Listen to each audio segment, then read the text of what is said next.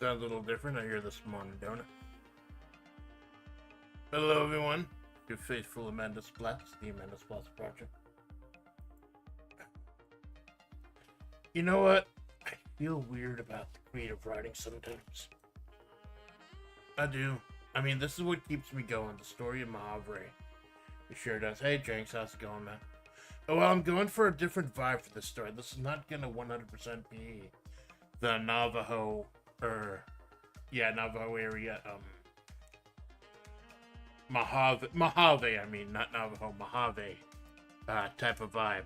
I was going to, like, kind of a different place and time. So I was filtering through YouTube's, background music, library, because I can't do Pixabay anymore. I used to love Pixabay, some of my favorite BGMs, but now they keep getting dinged, and sometimes they get my channel donged. You can't have those ding-dongs, you cannot. You just cannot.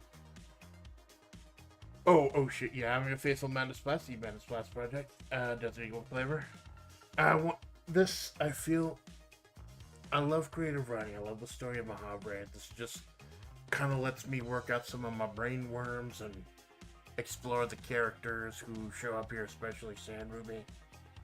I'm going to be exploring an aspect of her today. Problem is, this story I've been putting off a little bit, this chapter rather. You'll probably saw this thumbnail a couple different times with her, like she was back in the day as Lucrecia Impostore.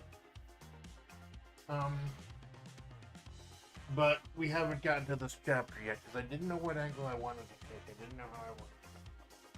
So this chapter pushed back a little bit here and there. Y'all aren't gonna believe it.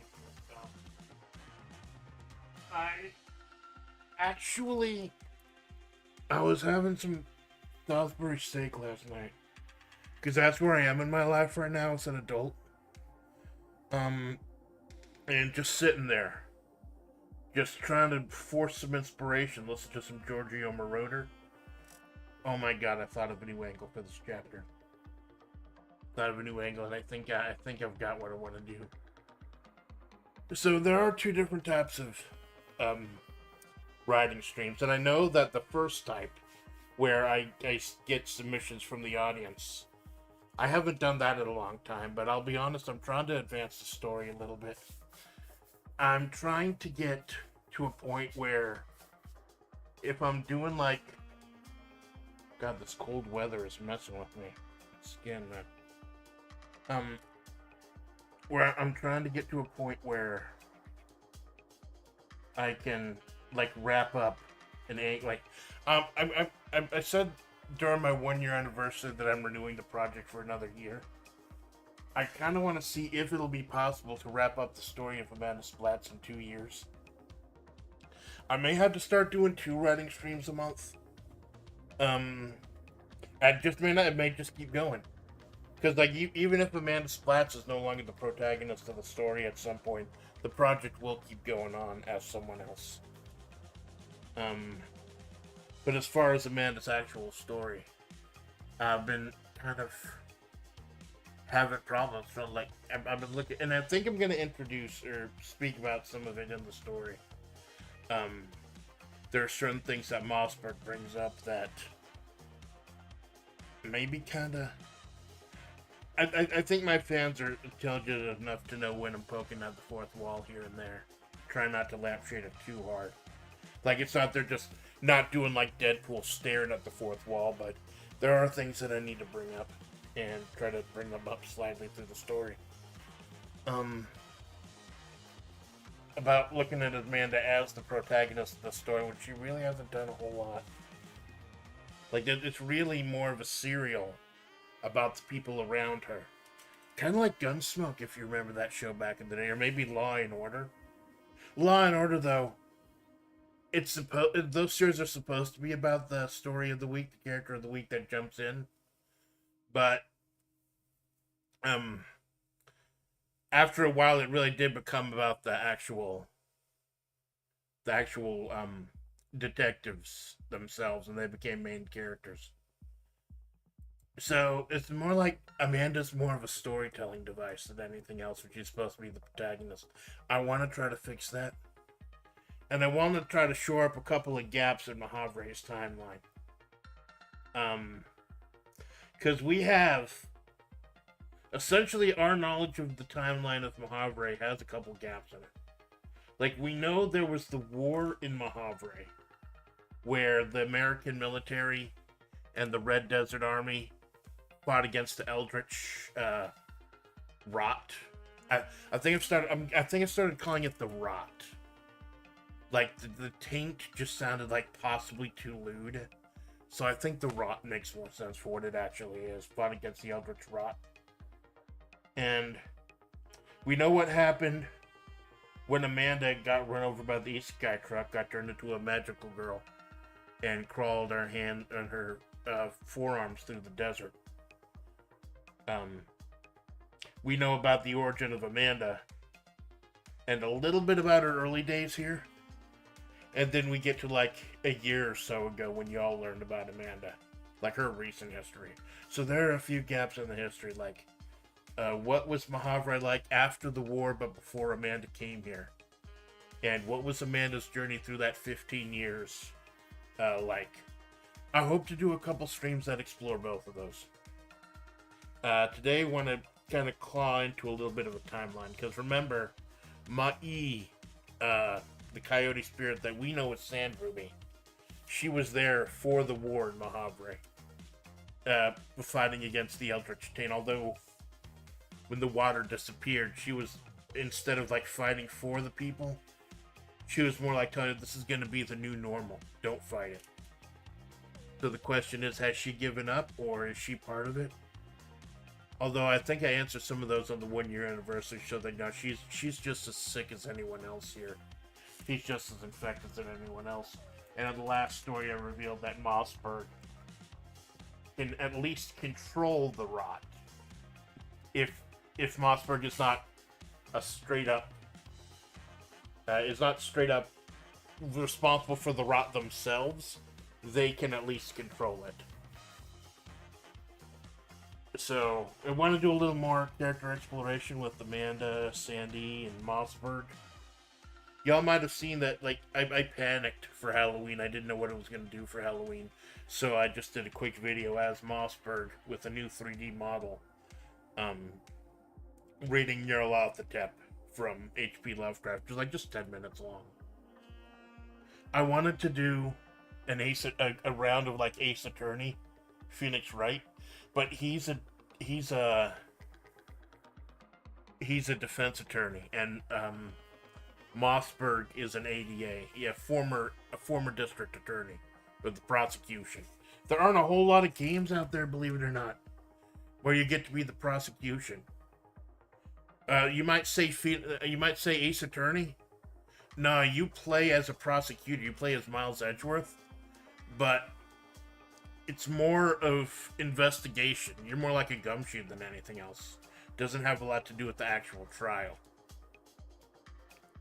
There was a Law and Order game made by Telltale in like 2011. It's delisted now, which pissed me off.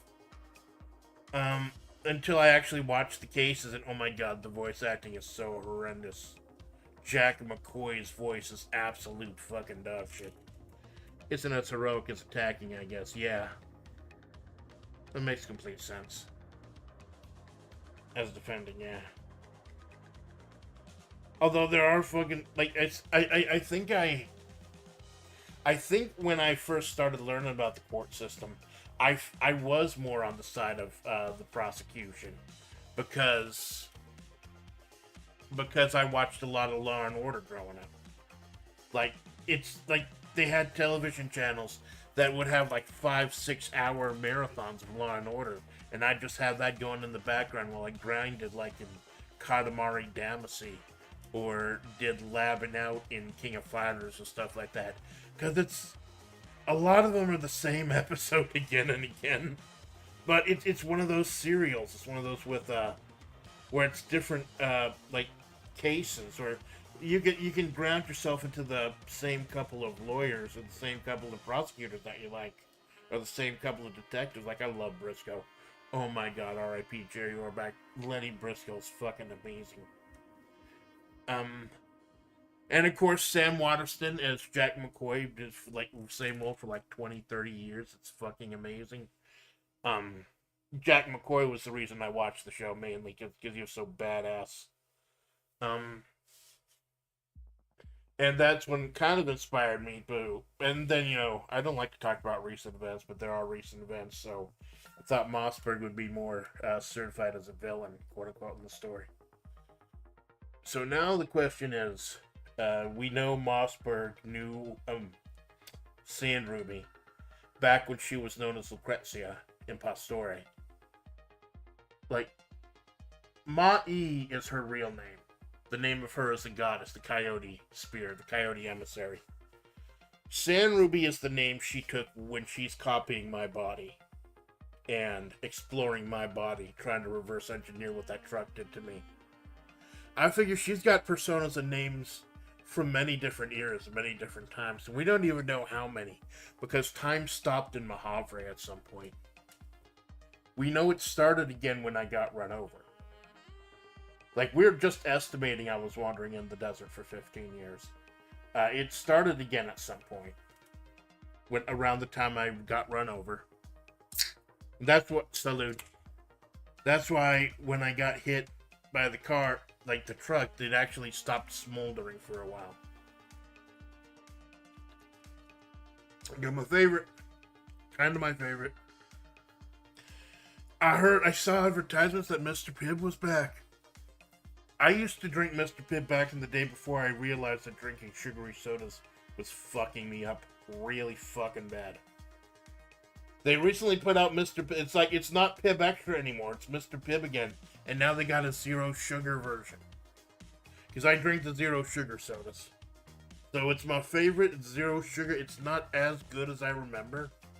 But it does its job. It's spicy cherry. Salute.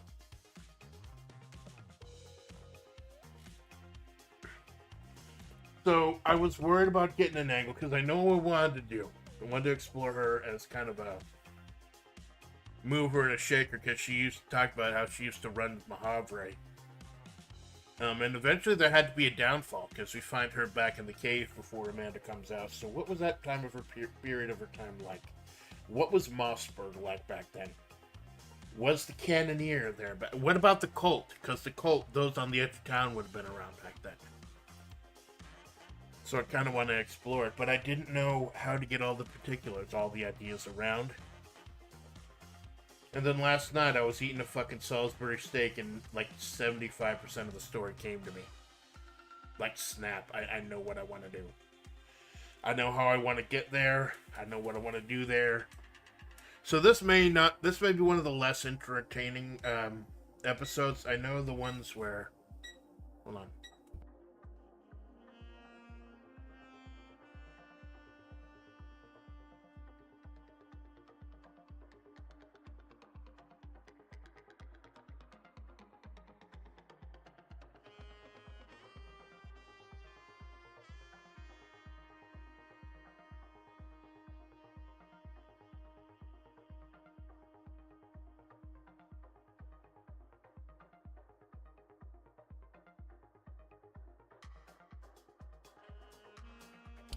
Yeah, don't mind it back. Don't mind it if the fire alarm goes off. Today was the first day out here where it was cold enough that I needed to... Cold enough that I needed to turn on the heat. Because there's like a massive icy wave coming down across the entire East Coast. It's all kind of fucked up. Yesterday ended up being pretty fucked up at work because of it. So I can't imagine what it's going to be like today. Doesn't matter. Work doesn't exist today. I'm in the Havre.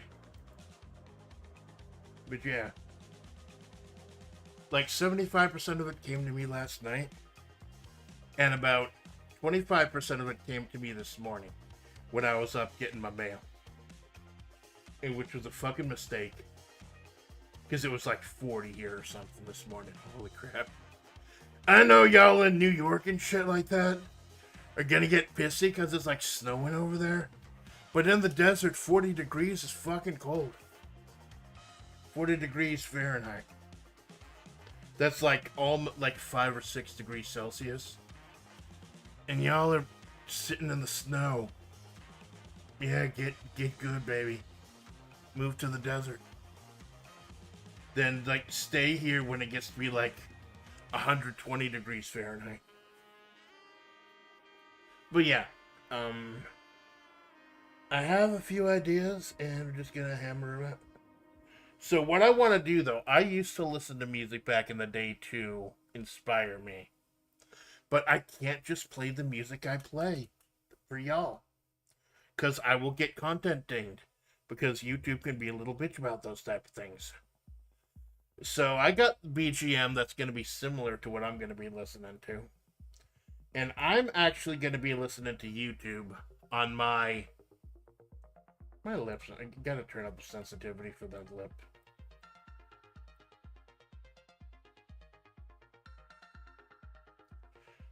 Because I want it to pick up my mouth whenever I speak, even if I'm not speaking directly into the mic. But if I do the sensitivity too high, it's going to start moving my lips with the fan underneath the laptop. That's part of the reason I have BGM on streams like this, is the fan underneath the laptop makes some noise. So I'm going to be listening to some music. But y'all can't hear what I'm listening to because I'm not putting it as an output on OBS. So I thought that'd be a nice compromise. I could get inspired. But it's YouTube, of course. I'll be listening to it on YouTube. So if it ends up going too chonky, if Brave ends up slowing things down, I'm willing to stop that and just, like, maybe turn on audio for the BGM I'm listening to and get it that way. You're gonna party, man. You know you want to party. Sometimes the party doesn't stop, even if it should. For some people, the party doesn't stop, man. There'll be a lot of this Giorgio Moroder. I hinted at who Sandruby used to be back as Julia, or as Lucrecia, back in the day. Set it to 144. Because I'm not watching the video. Set it to 144, that should...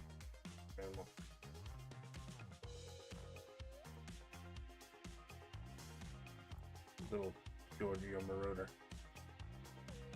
Now, there are a few stories... Like I said, this is going to be one of those less entertaining ones where... I will... Obviously, I'll take ideas or suggestions, always.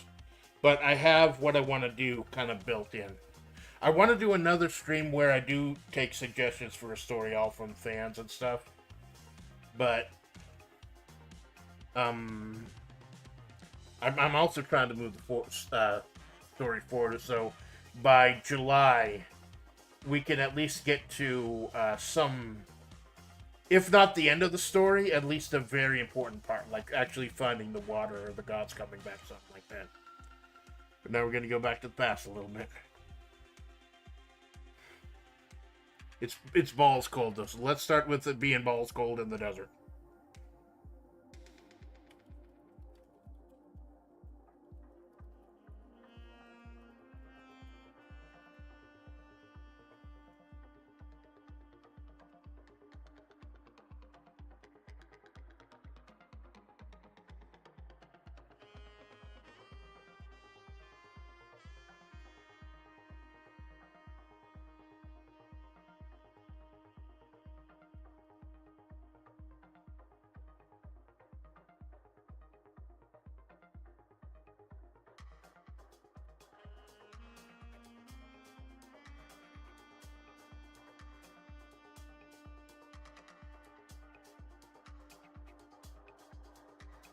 Nobody expected to be cold in the desert, but the crisp, cool,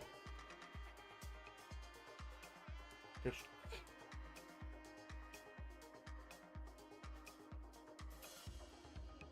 frigid winds biting in Majavre as it can be anywhere else.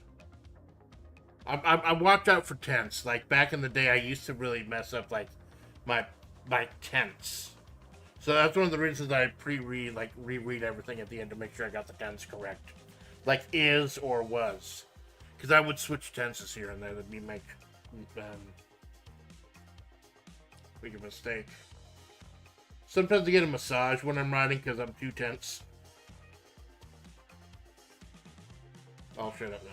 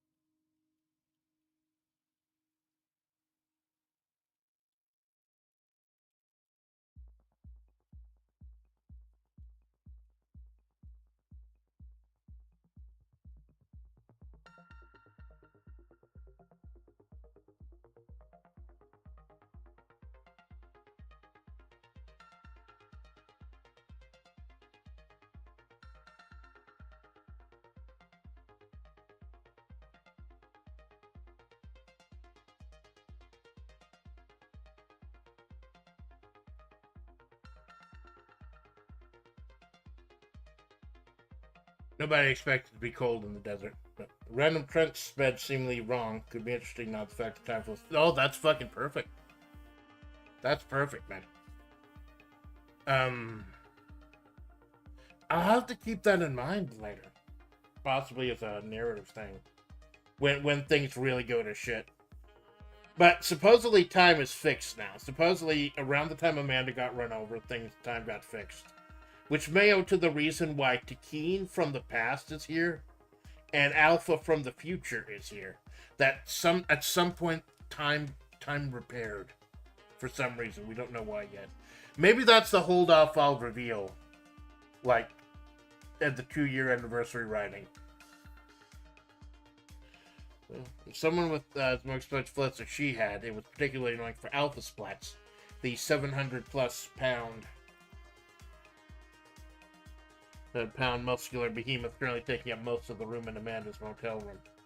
But most of the space in Amanda's room. It's something better saying space. I'd have a tendency of using the same word next to itself too many times.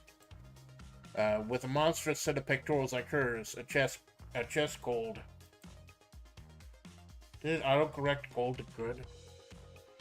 I'm using Open Office, by the way. I do not fuck Microsoft. Like, I love Microsoft, but fuck Microsoft for this bullshit subscription thing they fucking do to Office. Back when I used to have Office on all my other computers and you just bought it once. Or it used to be fucking free. It used to be free, man. So I just use Open Office now. It is free. It's Alpha Splatts, the 700+ pound muscular behemoth currently taking up most of the space in Amanda's motel room. With a monstrous set of pectorals like her, a chest cold could potentially be fatal. So she found herself in the relative warmth of that cramped little corner of the Motel California.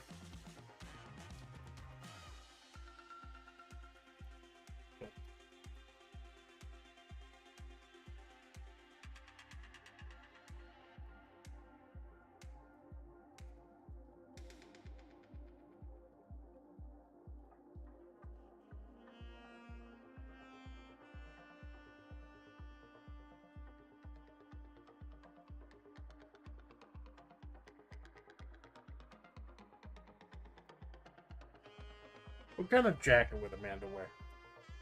I figure the type of the Majavre chic suits are pretty warm.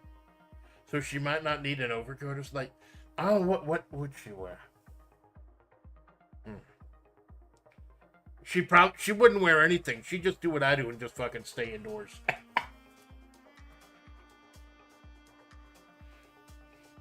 But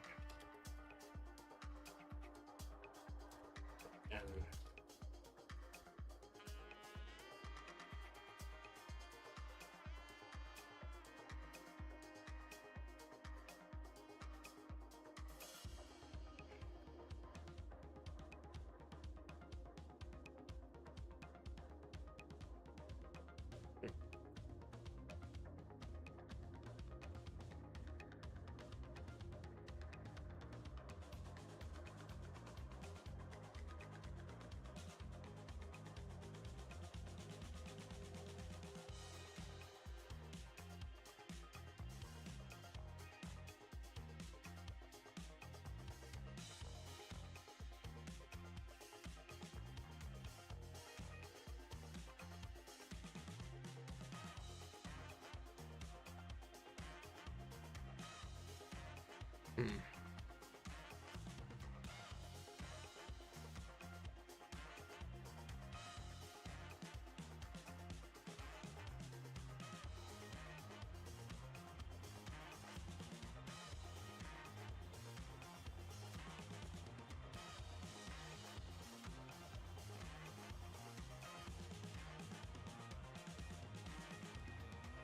Amanda herself weaved around her two workstations, her massive bed, and titanic wall of flesh as she slid on the black overcoat over that black and yellow Majavre chic business suit. November had come, and with it, winter finally settled over the desert. A winter that Amanda despised, being reanimated roadkill, her blood already ran cold enough. She fumbled around with her tie, a usual lack of dexterity making it harder and harder to loop properly.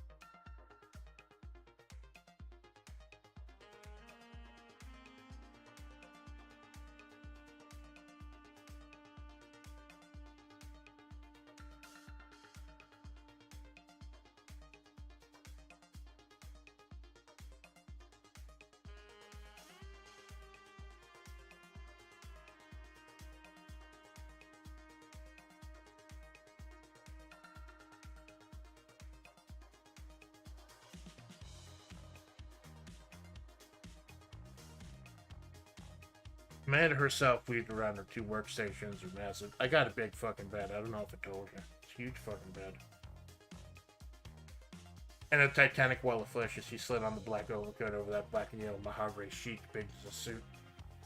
November had come, and with it, winter had finally settled over the desert. A winter that Amanda despised as being reanimated roadkill. Her blood already ran cold enough. She fumbled around with the tie, her usual lack of dexterity making him harder and harder to leap properly. The Alpha Crane went past for her neck, over to Amanda, noticing the trouble she was having. I know you have a really nice selection of clip-ons. Why not just wear one of those? I mean, you've got that big overcoat on, nobody's gonna notice. Alpha mused, the paragon of fashion herself in a black sling bikini and torn denim jeans. See, even in the freezing cold, Alpha wants to show how fucking jacked she is. Amanda nodded.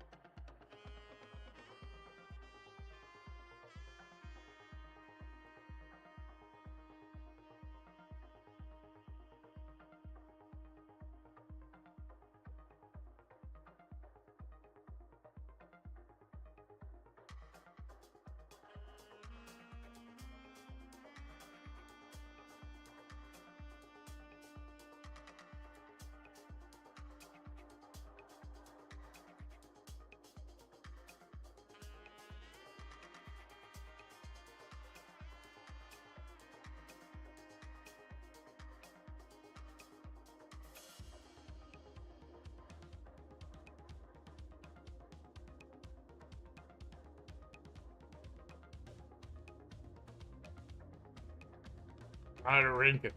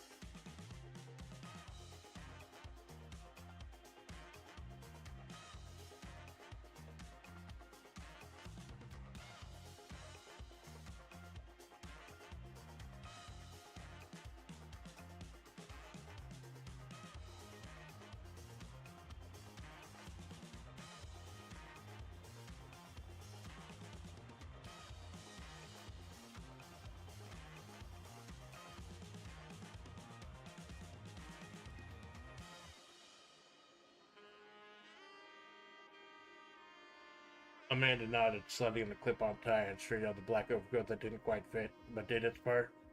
Hey, you know who this coat makes me look like? Vaguely, Alpha replied. You remember what number his Durango is?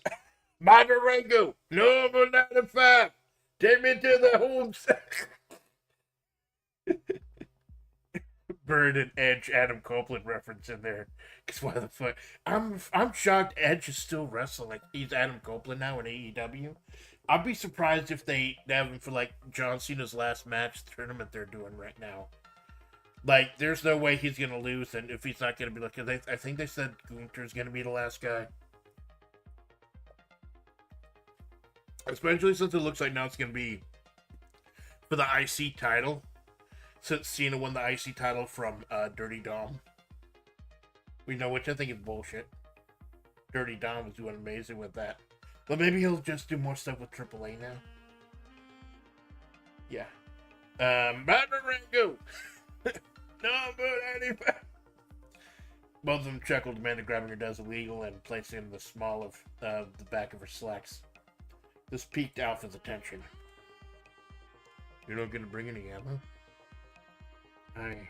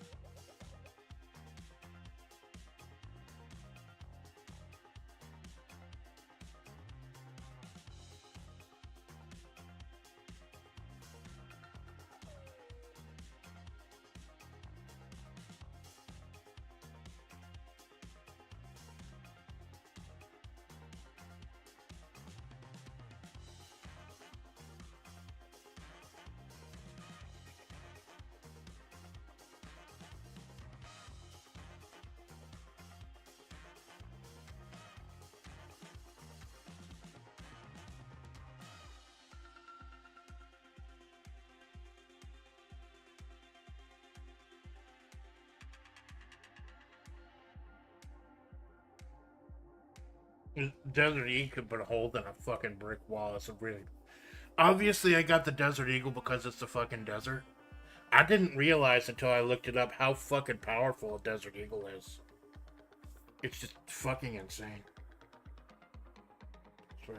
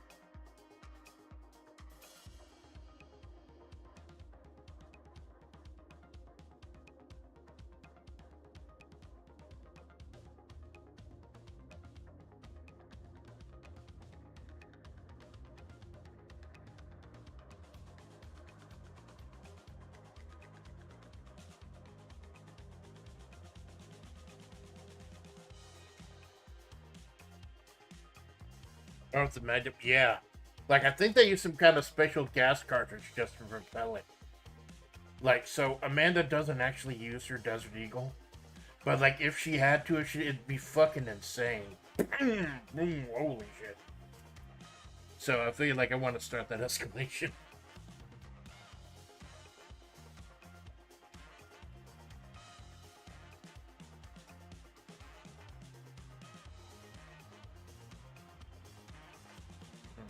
good number for alphas. Alpha's probably gonna have to be on the first floor because that 700 pounds of muscle just might cave in the fucking floor.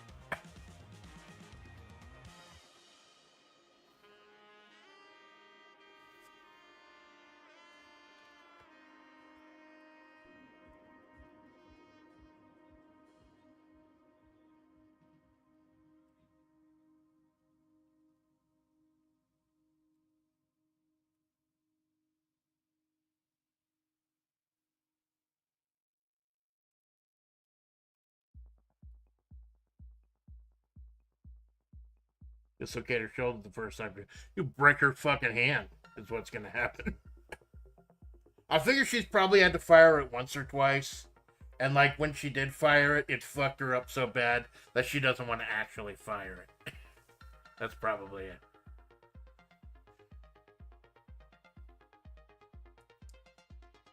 But both of them chuckled, Amanda grabbing a dozen eagle and placing it in the small of the back of her slacks. It piqued off his attention. You're not gonna bring any ammo? I usually don't, Amanda replied sheepishly. Thing packs a fucking wall up and usually just waving it around gets people to back off. Yeah, until it doesn't. You said the rattlers are bobbing their heads around, right? The moon and that other one, the one in the mascot costume. These are people who don't care about your health and safety. I really do recommend you take some ammo. I feel safer if you did. Amanda blinked in surprise, reaching over and loading the Desert Eagle. You're strong enough to bench plus a planet. Why would you need to feel safe about anything? Alpha eyed flexed her gargantuan shoulders and a shrug as Amanda made her way to the door. My landlord is going to be here around noon once the tenants of room 3 are cleared out. I'll let you know you can slide in. So yeah, Alpha's going to be living there for a little while. Supposedly.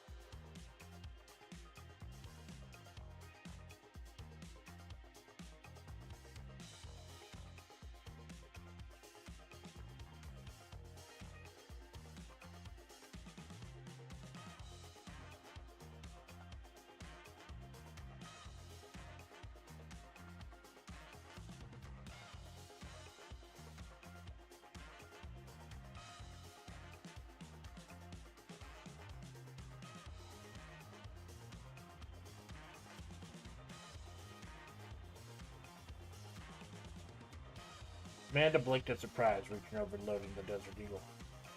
You're strong enough to press a planet. Why would you need to feel safe about anything?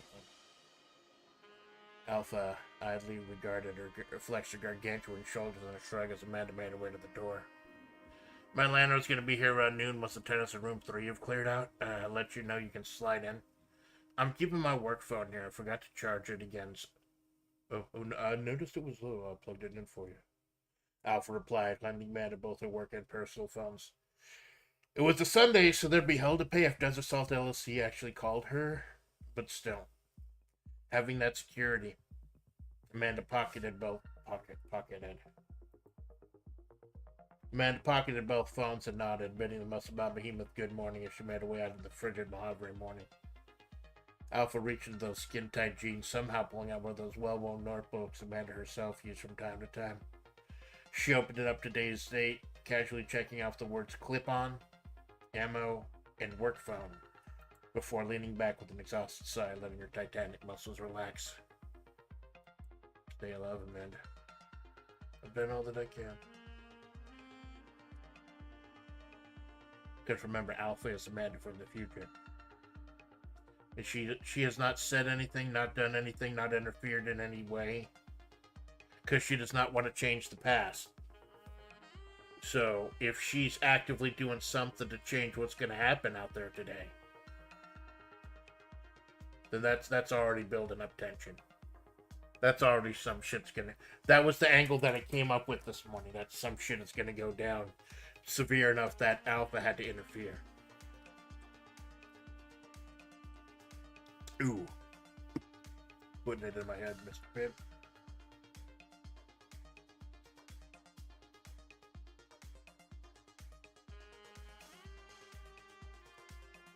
So... I don't think it's chunking down the street too much, and if it is, it's just like, I know this is second screen content, like, there's not much to actually look at on the screen anyways.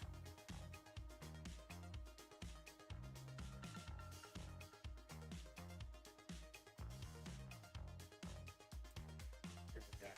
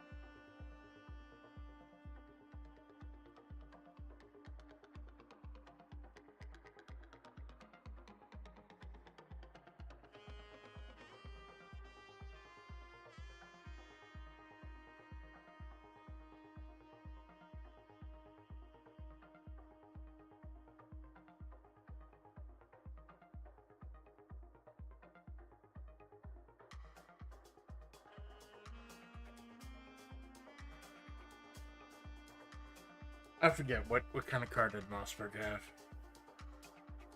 We go pull up the previous side. I forgot what kind of card Mossberg had. It was something expensive, I think.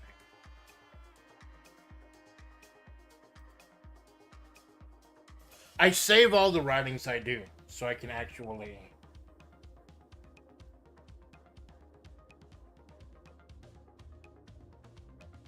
October. It was October 15th.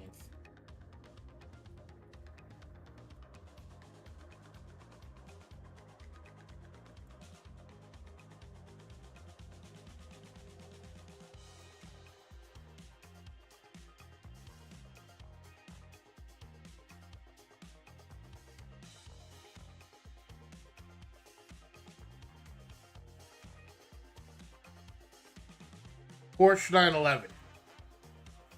She has the black Porsche 911. That makes sense.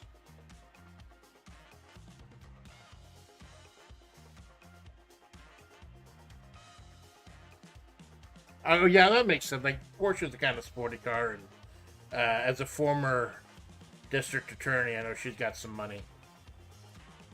Although there may be questions about how she got some of that, considering we know who she is or what she really is.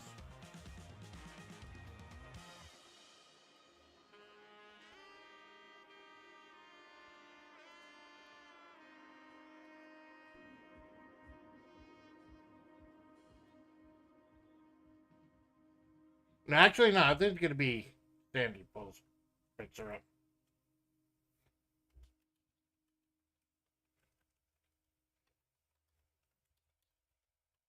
It's gonna be Sandy who picks her up. Because Mossberg wouldn't be nice enough. She'd make her get a fucking lift.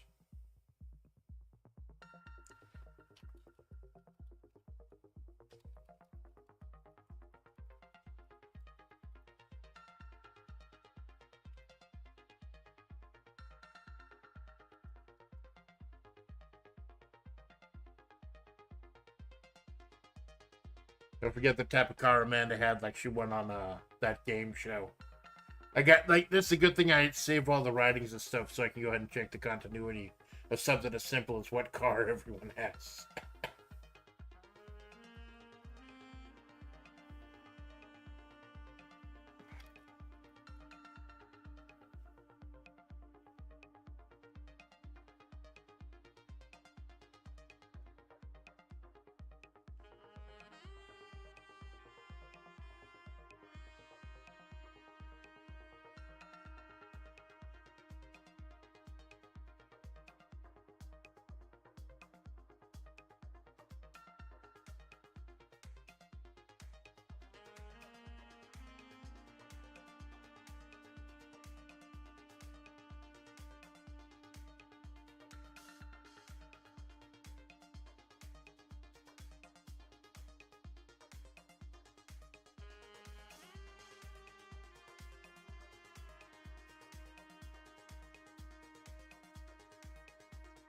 Necessary.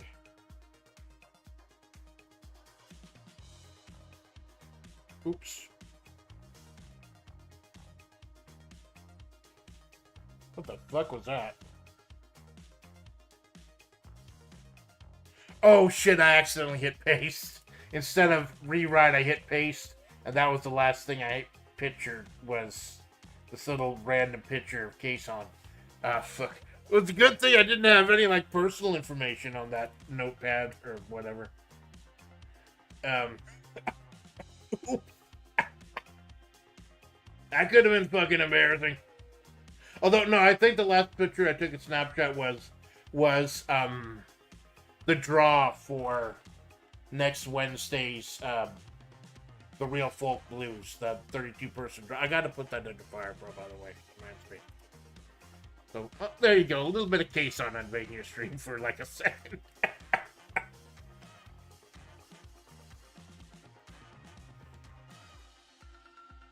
Probably be a good idea to go explain the history or the different visions of Ma'i. Did I call it? I forget, not visions. There was something out there called the lives, the past lives of hers. Amanda immediately slid off bony hands into her pockets, feeling that frigid wall of air hit her, mildly offset by the blazing desert sun overhead. She almost wished Alfred was coming with her that day, would make moving things around that much easier. But it's more important that she got set up at the Motel California. Amanda thought as she saw a cherry red Ferrari pull into the parking lot. Amanda barreled into it, her own car, refusing to wake up in this weather as any sane person would. It took Amanda's frozen brain a few minutes to square away that this person in the driver's seat was Sandruby. Or rather, it's Ma'i, the coyote emissary of the gods.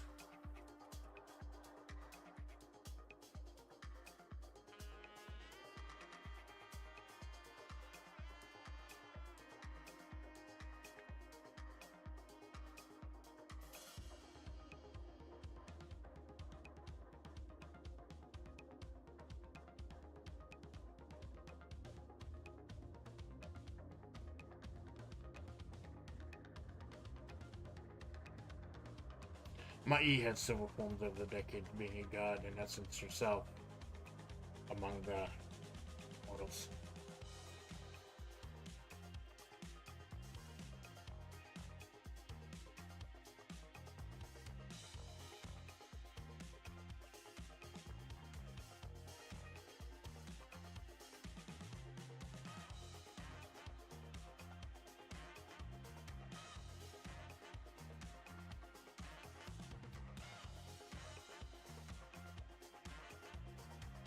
I've used that term reverse engineer so much that OpenOffice is now trying to automatically. Yeah.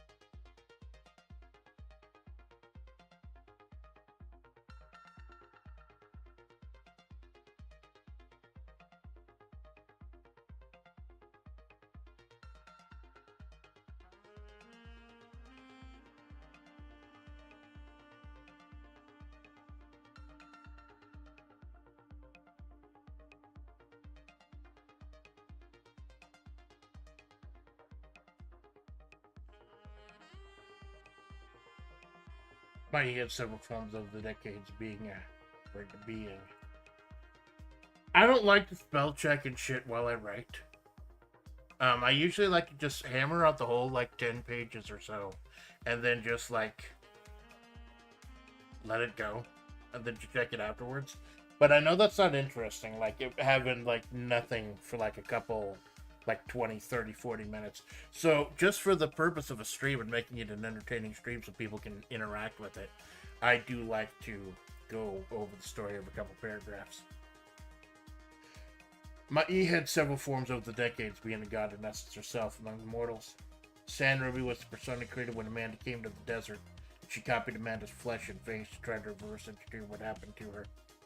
Staring at her own face, yelling insults, and screaming orders at her over the last 15 years may have fucked up Amanda a little more than Sandruby. Yeah, I didn't realize just how fucked up their relationship was until I thought, yeah, it's your own face and your own voice screaming at you for 15 fucking years in the desert. How it's gonna fuck you up? It's gonna fuck you up pretty bad. And I think Set Ma'i, who is a god, and usually doesn't focus on humans at the human level, maybe she didn't realize just how bad things were. So today she was Lucrecia in Impostore, a tall, busty, statuesque. We saw Lucrecia briefly. We saw her as Lucrecia briefly at the end of the Mossberg chapter last month. Statuesque Amazon, one who normally would be caught dead with a little roadkill like Amanda.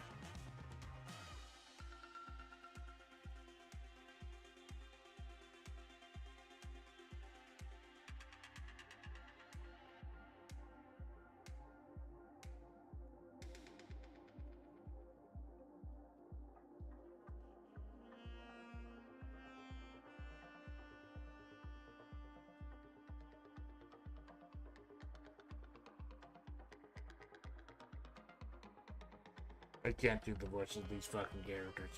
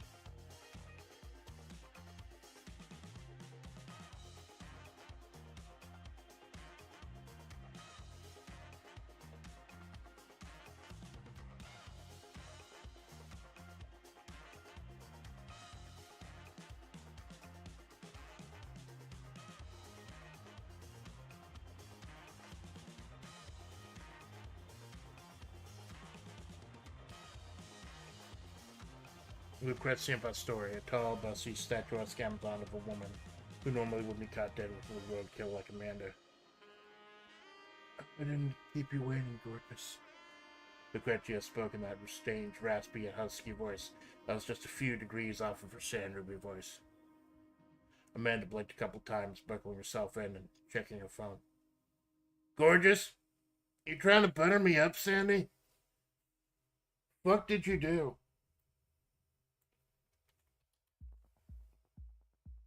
I'll have it, Mandy. Back then, I used to call everyone gorgeous, she replied, peeling down the non-Euclidean roads. Non-Euclidean roads of Majavre into the swirling sands that cut off the various landmarks.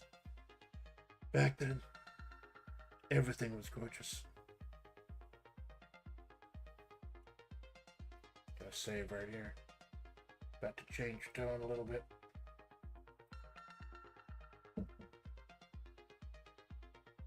There's fucking construction going on here. I hope it doesn't become too much of a fucking issue. I know the kids screaming and shit is a fucking issue. It's been messy. They're just fucking kids around. I wanted to write in the kids running around and yelling and screaming as part of the fucking story. Because that's something I gotta fucking deal with every day now. These just idiots kids running and screaming all hours of the day. Almost want to call the fucking police. Because it sounds like someone's being murdered for like 6 hours a fucking day. Every day.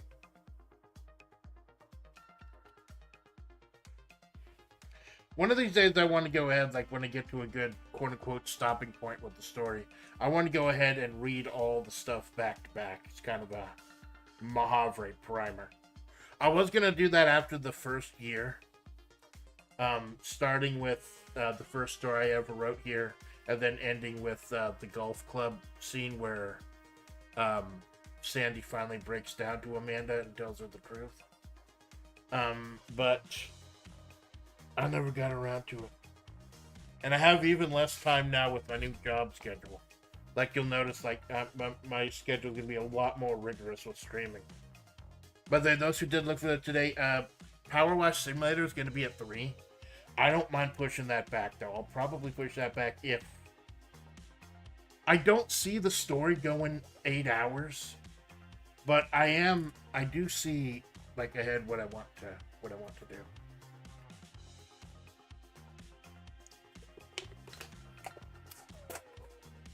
So we have gone ahead and set up that Alpha knows more than she's letting on, and she specifically suggested things to Amanda, and that we're about to take a little blast into the past. So I turn off Daft Punk Giorgio Moroder, put on some actual Giorgio Moroder. Chase, that's a classic one.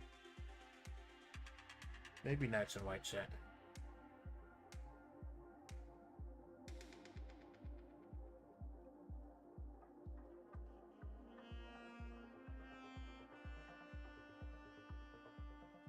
I can find the full album. Though I gotta be careful, like, I don't like listening to anything with lyrics, because I get distracted by the words, and I forgot that in the Giorgio Moroder song by Daft Punk, he does a lot of speaking. So something instrumental, that's what drives it. So I thought this BGM, the one for Impostore, was close enough to what I'm actually listening to in my headphones that y'all can't hear, because I don't want to get fucking dinged. A little Italo disco.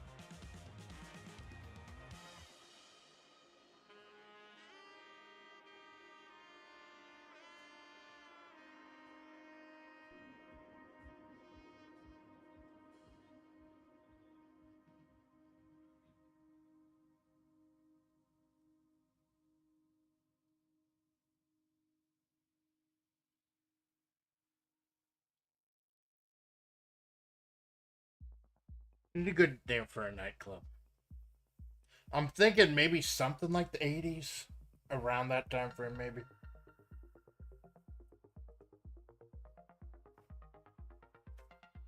Hmm.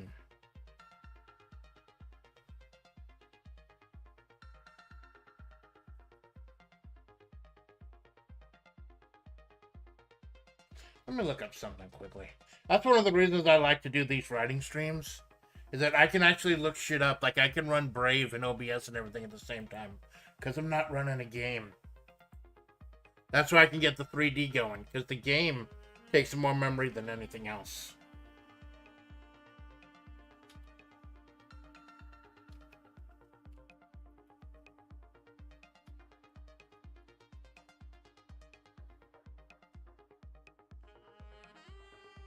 Let's see.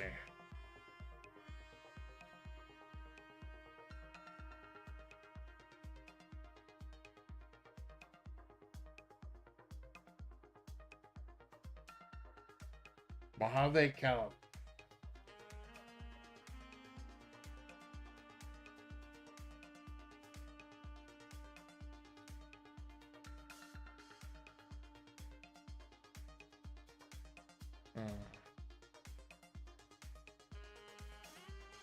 Majavre, California.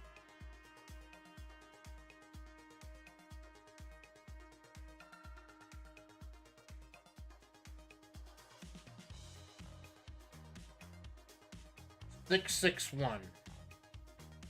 It's not the Majavre I'm looking for, but there is a Majavre, California, apparently. And its area code is 661.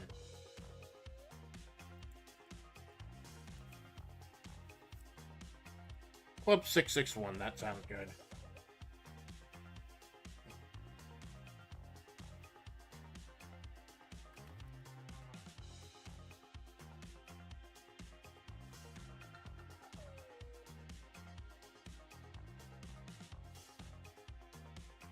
The 661, that sounds a little hipper. Because if you know, you know at the club. 661.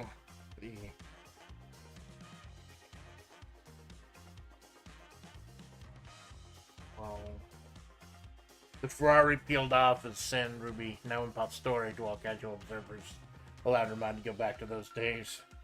As Amanda Splatts, as she usually was during those long drives, busied herself by setting up collabs and hammering out business on Discord. Lucrecia was drawn back to that old nightclub.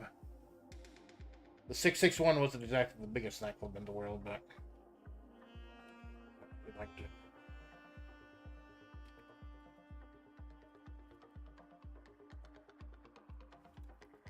I'm gonna refer to her as Lucrecia because visually that's who she is now, but we all know it's Sandy.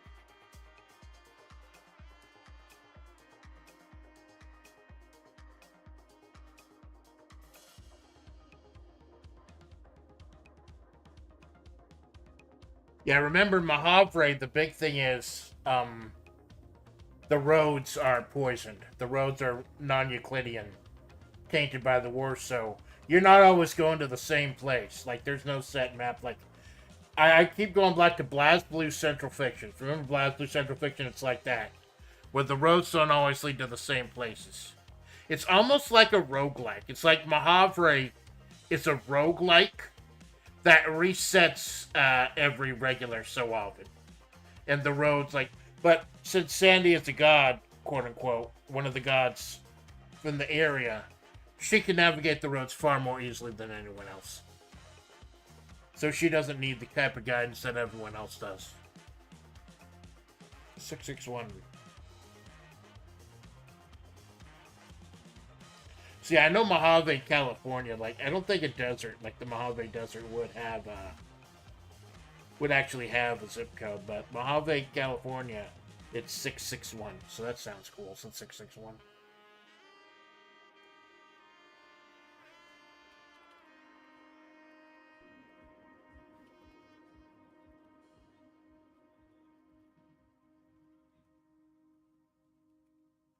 Putting God in parentheses. Because it's like 90% right.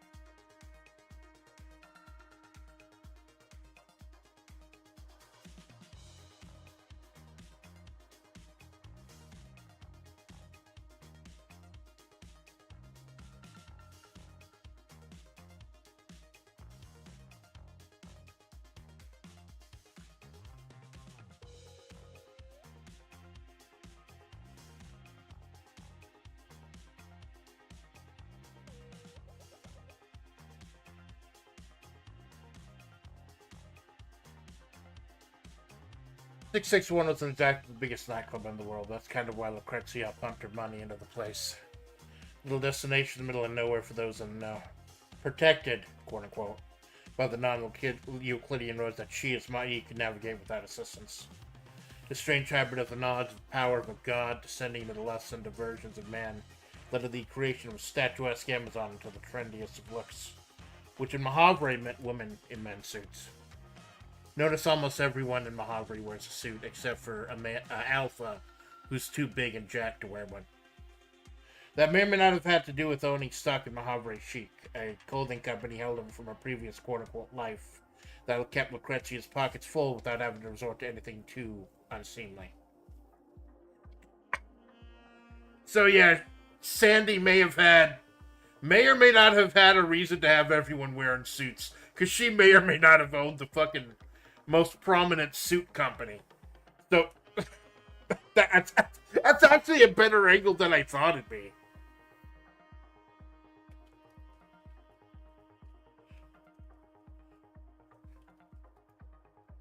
I guess.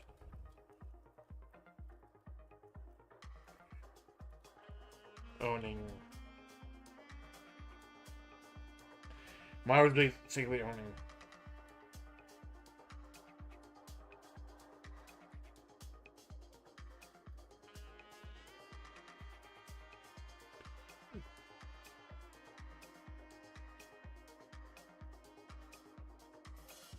Majavre's biggest safe rates are secretly owning the biggest clothing line. That could be a conflict of interest, could it?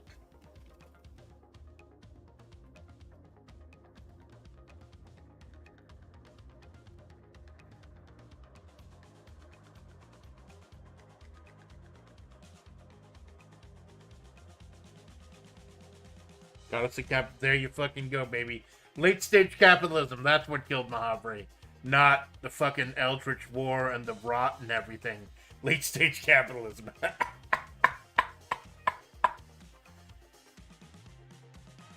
It could be a conflict of interest, couldn't it? Anyone thought it would bring it up with a lawyer?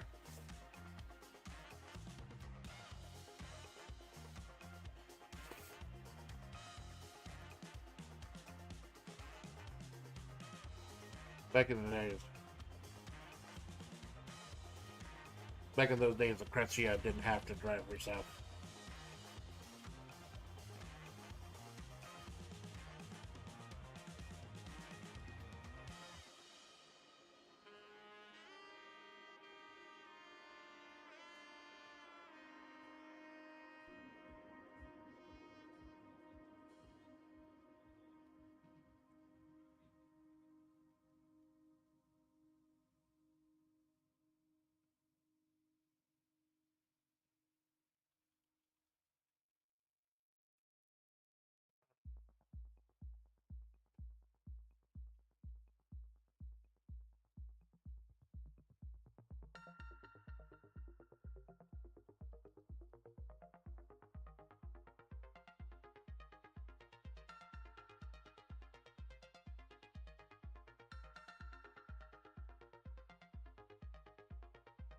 Back in those days, Lucrecia didn't have to drive herself.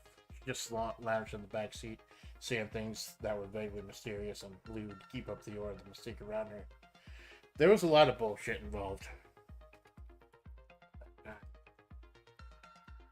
There's a lot of bullshit. I figured there's a lot of bullshit in the world. Get a little paranoid about saving. Windows has been kind of fucky over the last couple days. I think we're okay. I'm zooming today. It's been a little over an hour and I've already got 2 pages in. Holy shit. Like I said, the Power Wash Simulator starting at 3 today is 100% arbitrary. I did have a collab going, but that ended up falling through. So I figured I'd put in some hours doing the power washing. Doing that, so because that's a nice fun zone. Just go until I get bored, and then raid into soft raid into Malone or something. Shit involved around that time.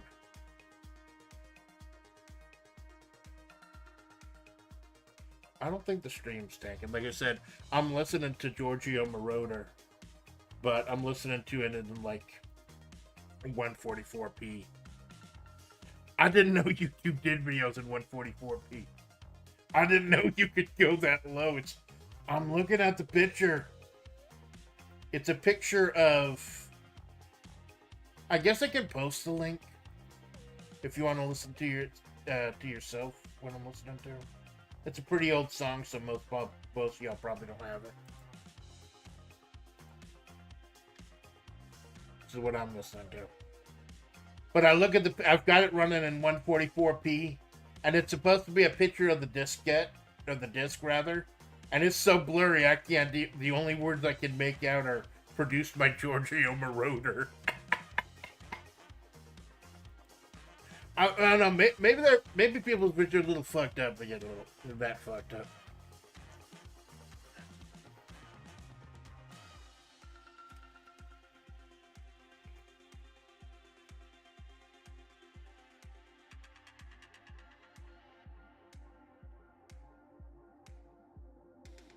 .661. It sounds cool. The 661, yeah.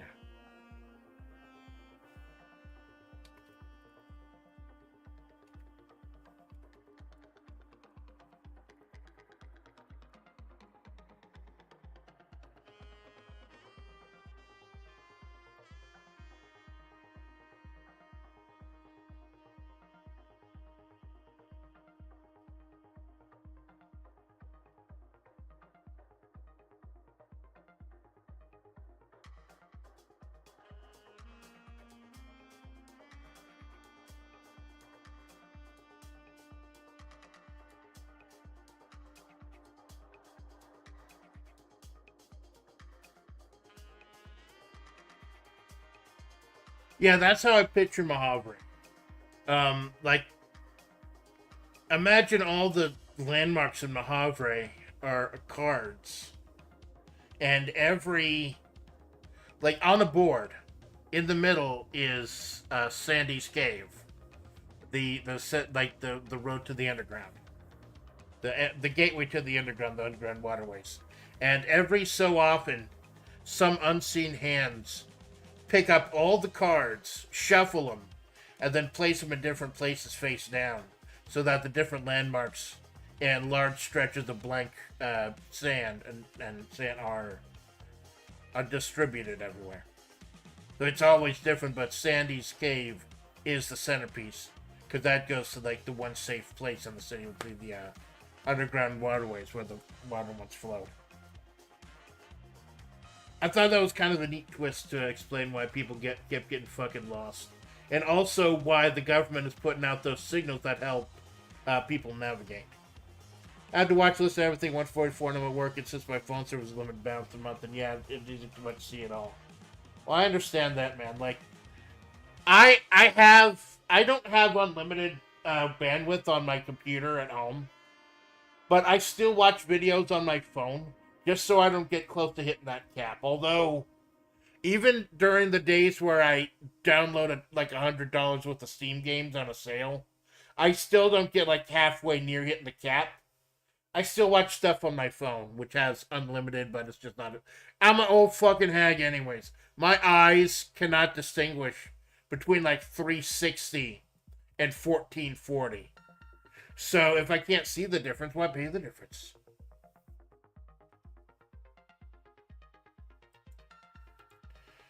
Super rare pulling the rogue like that was the broke.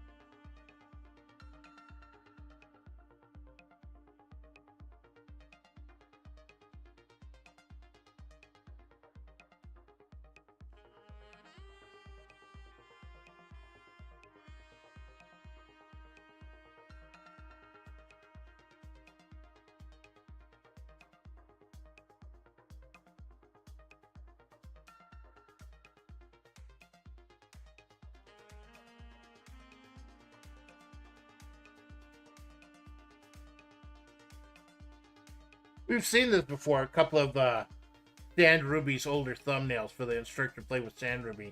She used to hang out with a couple of very muscular women in black dresses. I kind of also want to answer the question: why do those on the edge of town wear black dresses? There is an answer for that.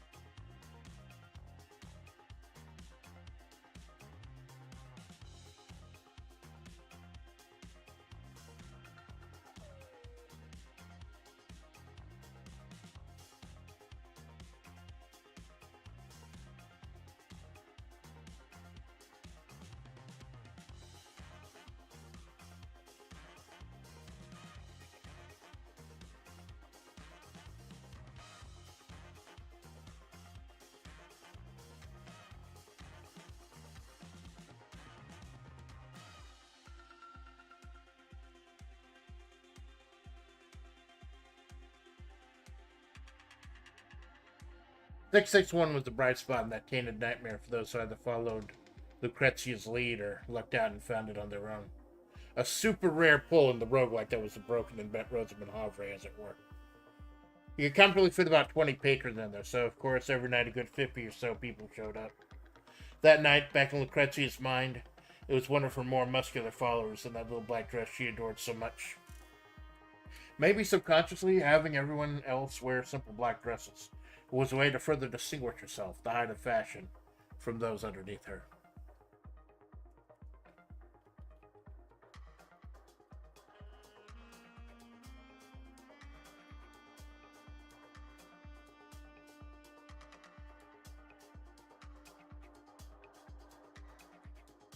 I thought I'd have fucking learned how to spell emissary by now. Apparently not.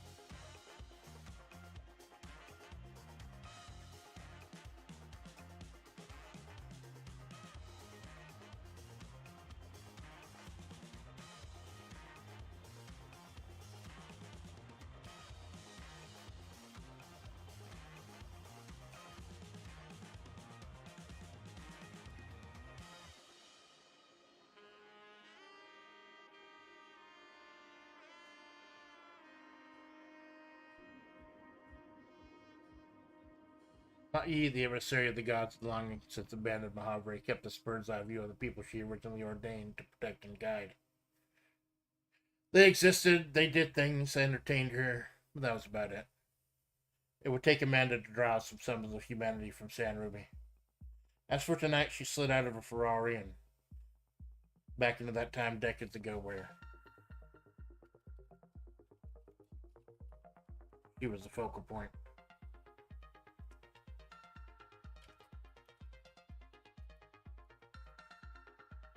For a hierarchy.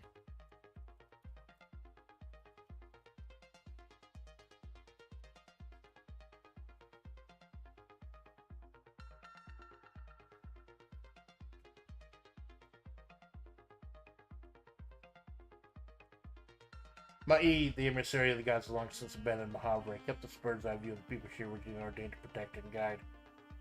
They existed, they did things, they entertained her, but that was about it.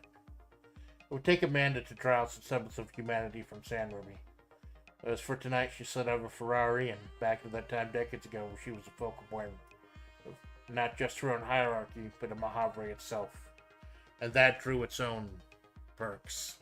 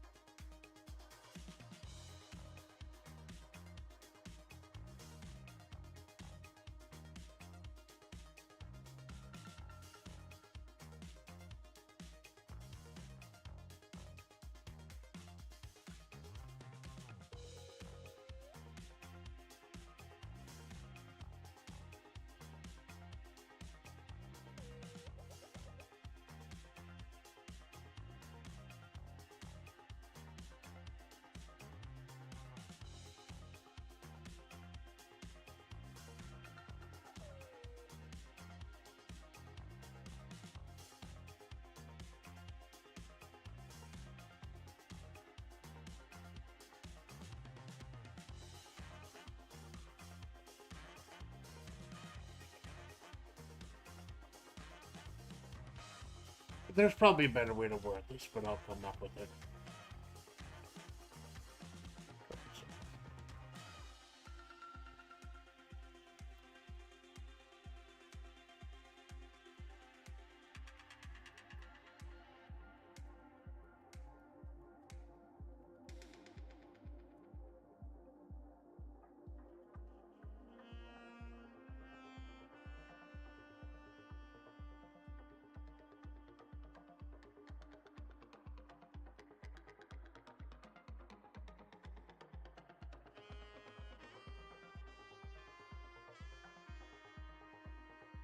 They tried to autofill the word as androgynous. I wonder if I need to, like, change the settings or some shit.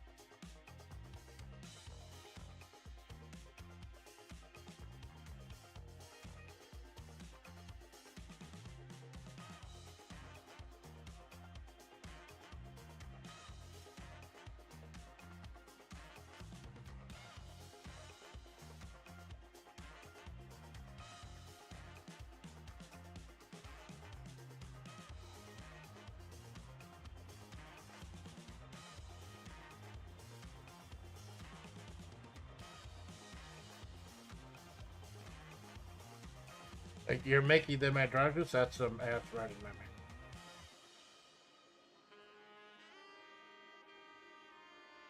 Yeah, I don't fucking know that.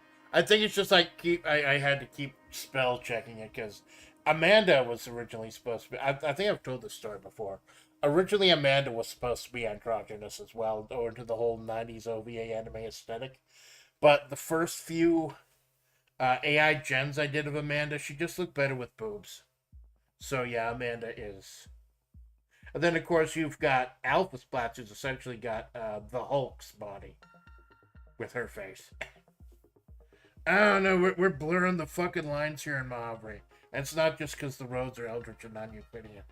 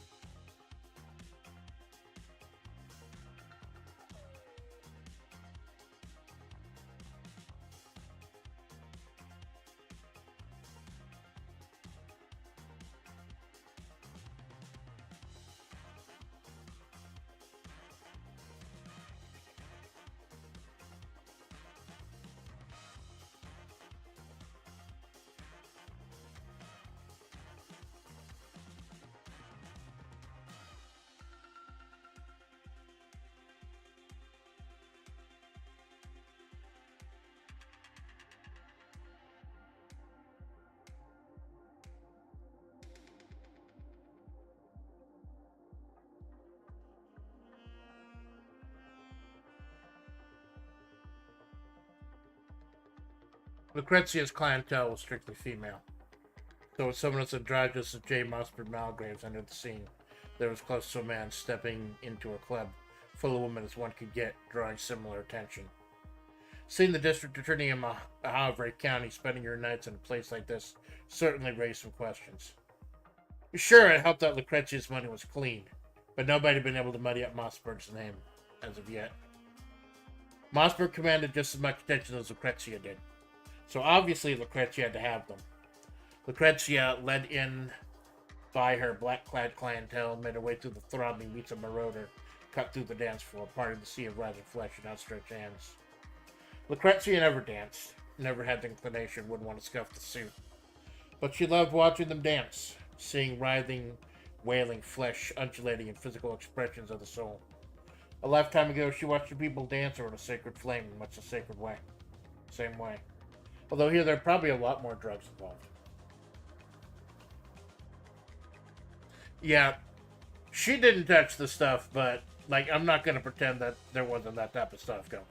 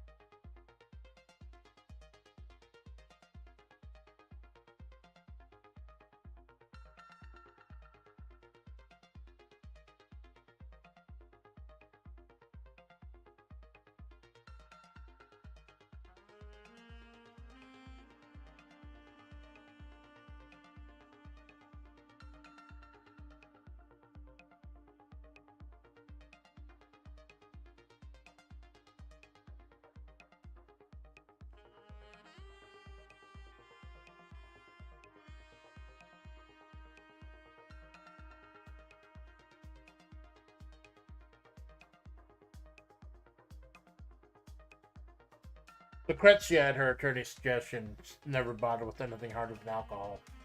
She wasn't going to deny she knew things like that were going on mere inches away from her.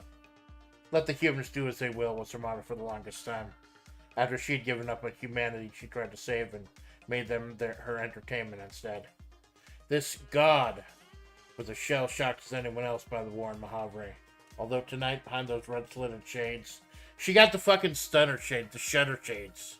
I forgot what they were called. The ones that really fucking useless because half of them are plastic horizontal bars. They're like shutter shades, apparently. Those red-slitted shades, red-slitted shutter shades. Say that 3 times fast. Red-slitted shutter shades, red-slitted shutter shades, red-slitted shutter shades, red-slitted shutter shades, red-slitted shutter. Too bad they're not silver. Silver-slitted shutter shades, silver-slitted shutter shades, silver-slitted shutter. That's a little easier. The red throws us off a little more. One can tell her expression. Someday she even forgot to wear one. Yeah, she was the queen of the fucking party back in the day. Not even the queen of the party. She was just... She put all this shit together because she liked watching people. She just liked watching people, especially when they fucked up. I kind of feel like a lot of people do that today. She sells seashells by the seashore. We're in the middle of the fucking desert, Jake. There's no seashore for like 2,000 miles at least. So someday she even forgot to wear one. Hmm.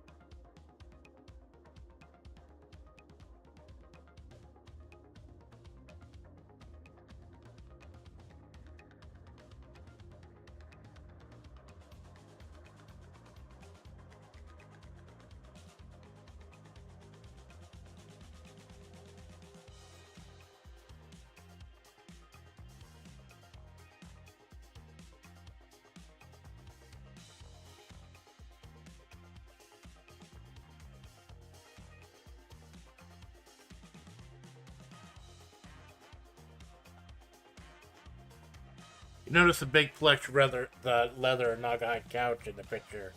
That was part of it too. Just sort of let her fucking man spread or whatever the term is for women.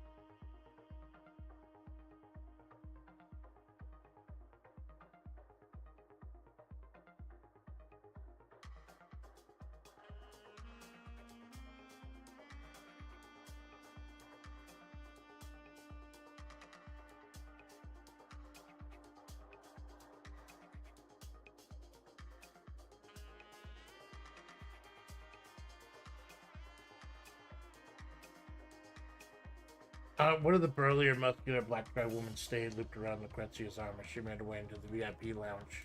Little more than a small room in the back where, thanks to a series of one-way mirrors, she could still watch the undulations outside while she herself laid down on a plush on the couch with some overly fruity drink. Alcohol, like drugs, had no effect on a god like her, so anything tasting of fruit naturally drew her. Yeah, I figured, like, Sandy probably would do drugs, except as a god, I don't think they'd actually do anything to her. So, like, she's not gonna fucking bother. Mossberg, as usual, is there waiting for her in their usual orange and cream Majavre chic original, with a CRT monitor standing in the corner to some corner.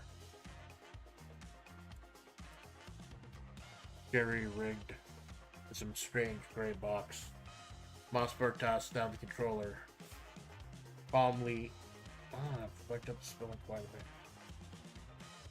When I really get going, I don't check the spelling. That's why I go back like every few paragraphs and make sure. And I usually just do that at the end. But like I said, it's more entertaining if I stop every couple paragraphs. Like I said, I do apologize if these writing streams, when I already have something in mind, aren't as entertaining. I do want to do more of the streams where I already have it, where I get ideas from the people watching. Like when y'all help make Agent Takeen. But I've been having so much inspiration, like getting these flashes of inspiration for the actual story itself, and I do need to start progressing the story along. CRT monitor sitting in the corner, Jerry rigged to some strange gray bot. Is that the proper term? Fuck, is Jerry rigged the proper term?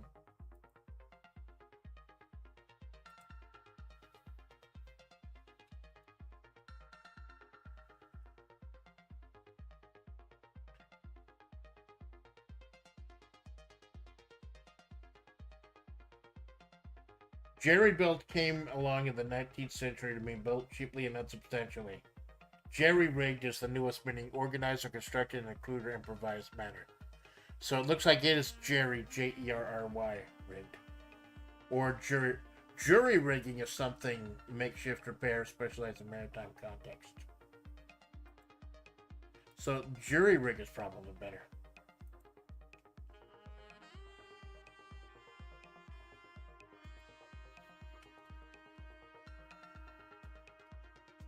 I think people are gonna know. Mossberg, as usual, is there waiting for her in their usual orange cream Majavre chic original.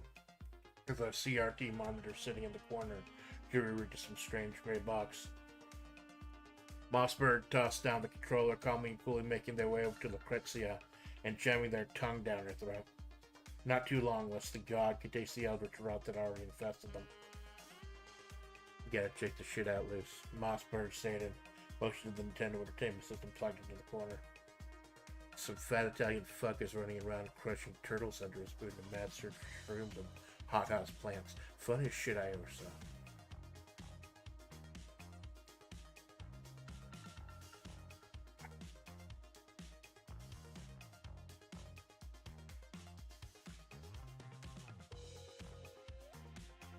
Here, take the second controller. You can be his fat green brother.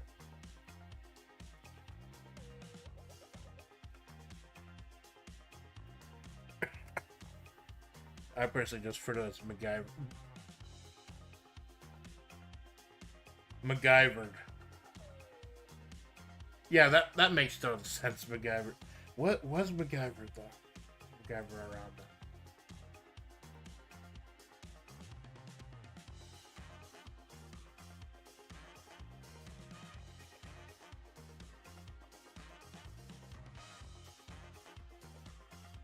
$1985. MacGyver came out in 1985 to 1982.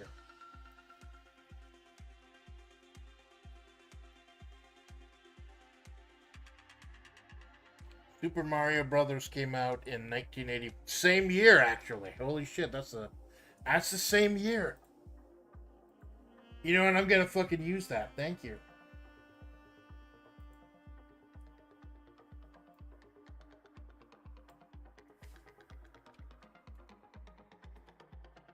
Thank you. I'm gonna use that. That's fucking cool. Mossberg as usual is in there for and the usual on Cream Majavre Chic original with the CRT monitor sitting in the corner, MacGyvered to some strange gray box. You gotta check the shit out. There's some fat Italian fuckers running around crushing turtles and doing a mad search for shrooms and hothouse plants. Funnest shit I ever saw.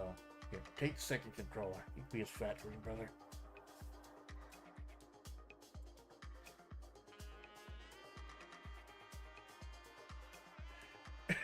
I had to work video like fucking I want to play more retro games. Like some of my most fun streams are just playing old retro games, but there's so much new shit.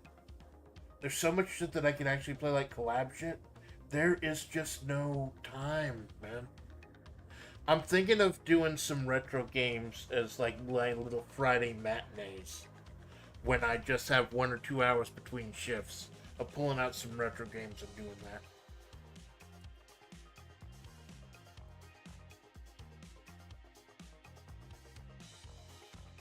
Save just. I like to arbitrarily save after every page just to be safe.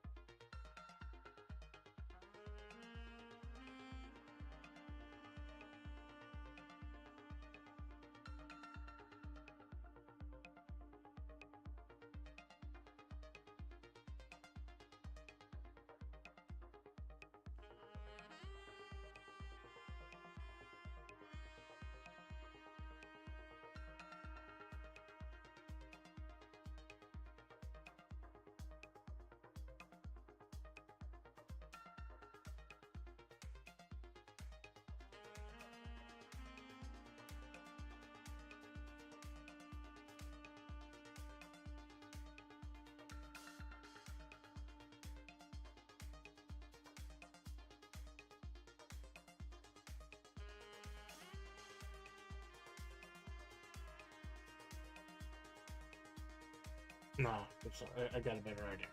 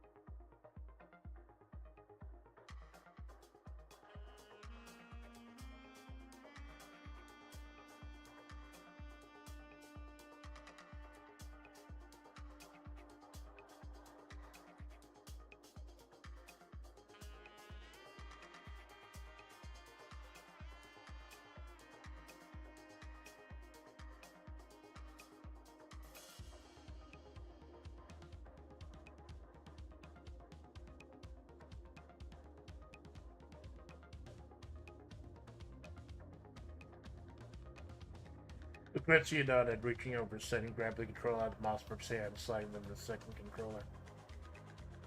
I don't play number 2 to anyone, gorgeous. She rasped out, making herself comfortable. By that, she meant laying back at the couch with VIP with one hand and drinking one out of the wall of muscular flesh next to her. Mossberg noticeably twitched a bit, but kept their cool, turning their attention to the behemoth next to Lucrecia. What's her name? Mossberg barked up as the possessed was ever even back then.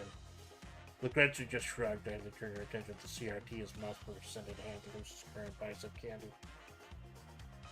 J. Mossberg Malgraves, district attorney and Lucrecia's Jew lawyer, they said with a smirk. Shut up, Jules, Lucrecia replied. Show me how to maneuver this fat guy.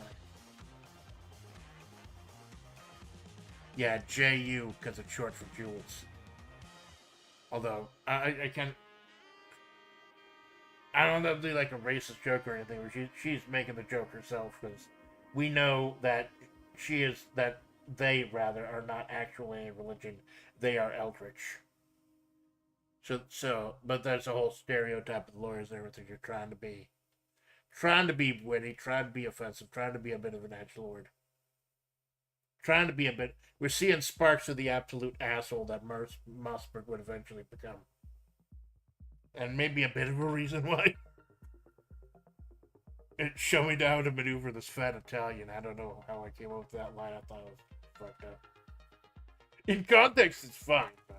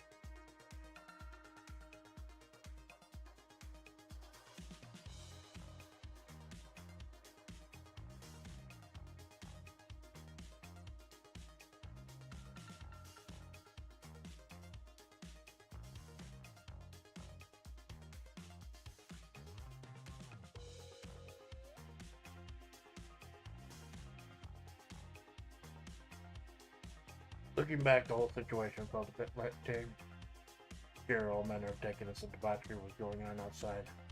Through the VIP room, Lucrecia was just trying to indulge her own interests, tampered as it may be by Mossberg's influence. It was relatively boring compared to what was going on outside world at that time, but Majavre was her world.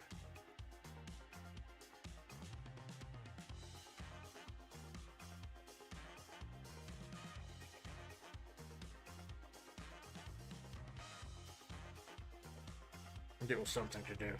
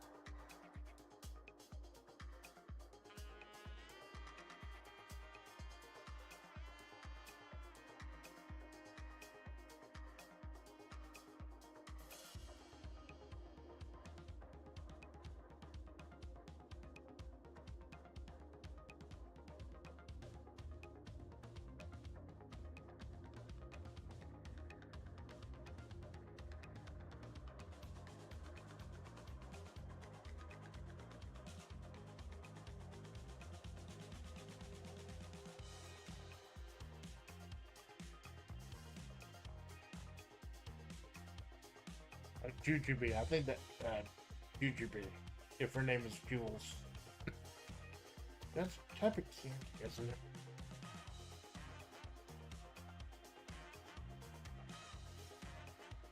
Where have I heard that term before? Jujube.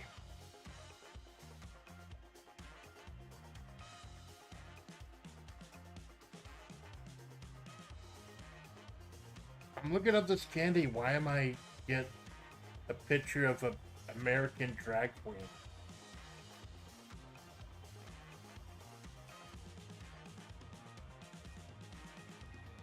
Ah.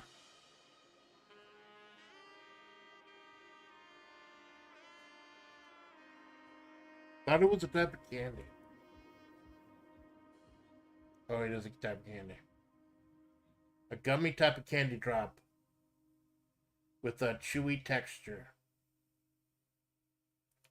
Yeah, I don't know. Maybe. I guess, do they even make them anymore? Because I initially just looked up the word jujube, and it's like a drag queen. Oh, shit. That's it. The candy is spelled with one E. The drag queen's name is spelled with two E's. Jujube instead of Bee, which is porn star. Or not porn star. What is she? Now I'm American drag queen, reality television personality, recording artist from Lowell, Massachusetts. Huh.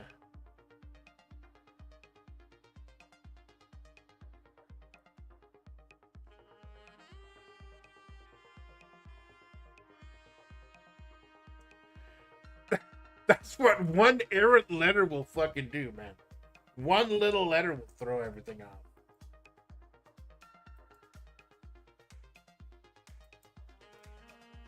I sometimes wonder if I told Father Splatts what I was doing as a Babaniku, if he'd think with his old brain that I was like a drag queen or something. Like, because technically a Babaniku is a man dressing and acting as a woman, but like making no bones that it's a man under there. I wonder, like, I think maybe that's one of the reasons I haven't told him what I'm doing. Because I wonder if he'll think it's like being a digital drag queen or something. It's a little more complicated than that. Letters, not even one. Oh, I get it. You mean not even once, and then took the letter out once and I get it. I fucking get it.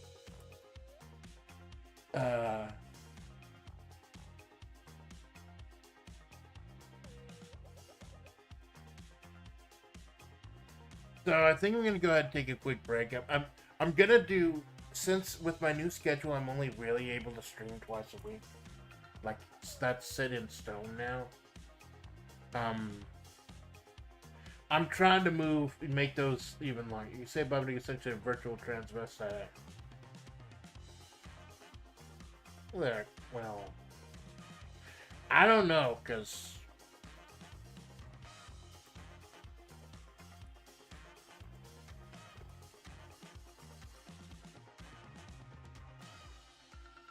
that's kind of an old term. Yeah, someone who adopts a dress matter for sexual role of the opposite sex. Or wears clothes designed for the opposite sex. Well, I guess like you could technically, in the old term of that, even a lot of the characters in Majavre, even if they're straight like Takeen or Bun are, they still wear men's suits. Because that's the style. Because Sandy made sure it was a style so she could make money out of it. I've thought of several things for the story, but that came up on the fly. Like the reason why everyone wears suits in Majavre, being a tastemaker, that actually just came up on the fly. I'm kind of proud of that. So, like I said, since I'm doing 2 streams a day, 2 days a week, plus the occasional matinee, I've got to start walking. I got to start moving a little more during these streams. I can't be sitting for like 5-6 hours straight. You gotta make sure I don't get the fucking blood clots in my legs. So I'll BRB.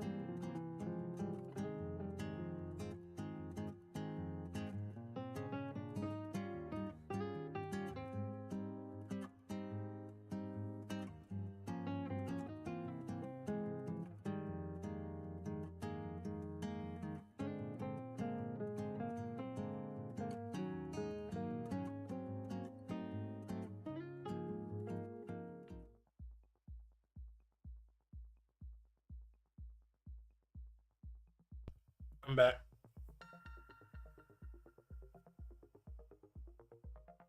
Well, that part is over.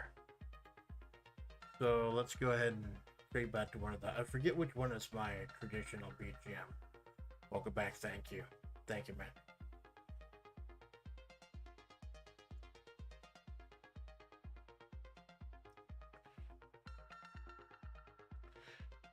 Gonna let this go for a moment. I want to go ahead and go through, like, I've got 6 or 7. I forget which one I've been using for my usual BGM, because most of these streams these days, I don't have a BGM period. Like, it's just whatever game is going on.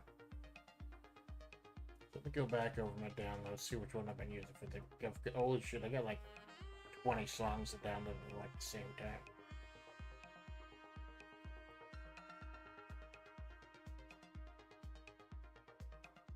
Check them out quickly. Probably should have done this before I went back live. I apologize.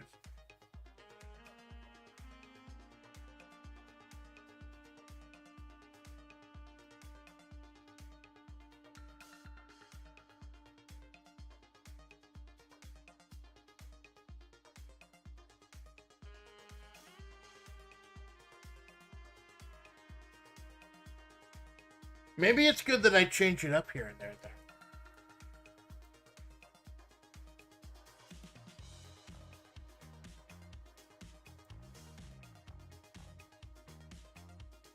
Let's see, what's this one?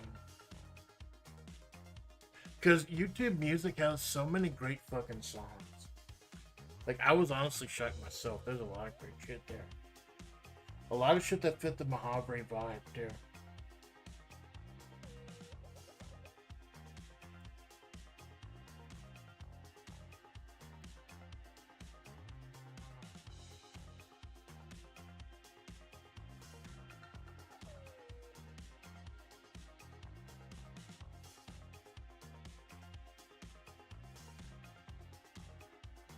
This one looks good.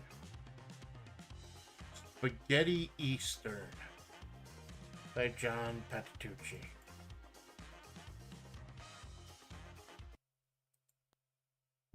Don't know how well it's gonna loop, but it's some.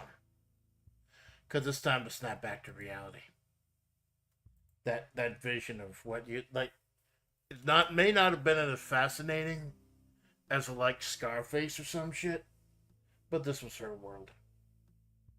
Because like the drugs and the shit, like the cocaine, it just wouldn't have worked on her because she's quote unquote God. But it's time to snap back.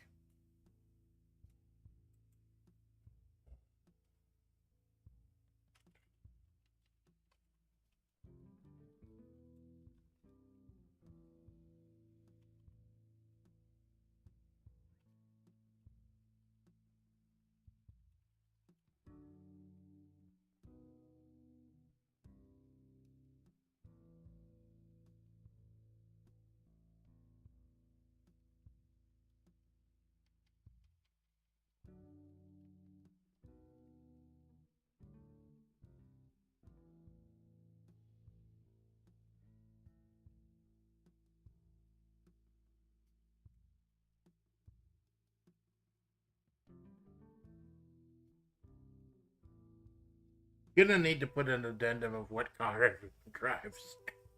I think Bun Bun has a word pedal station market.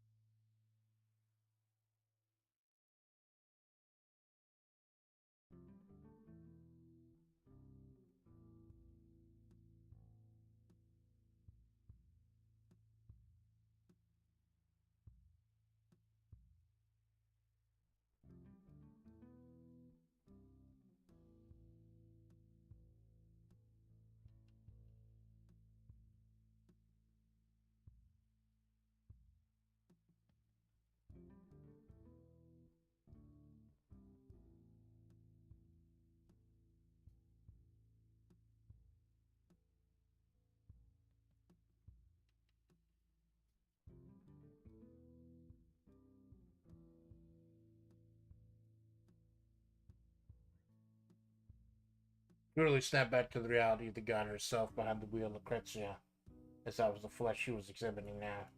Pulled up a Ferrari next to the black Porsche 911, parked catty-corner by the entrance, almost as if trying to stop people from coming in. Amanda, bracing for the bitter cold, pulled her edge overcoat on tightly around her as she looked over the over the ruins of the 661. The place had been empty for decades ever since Lucrecia Impostore, quote-unquote, disappeared. Mai didn't kill all of her personas off when their time had come. Some just disappeared. Left behind questions.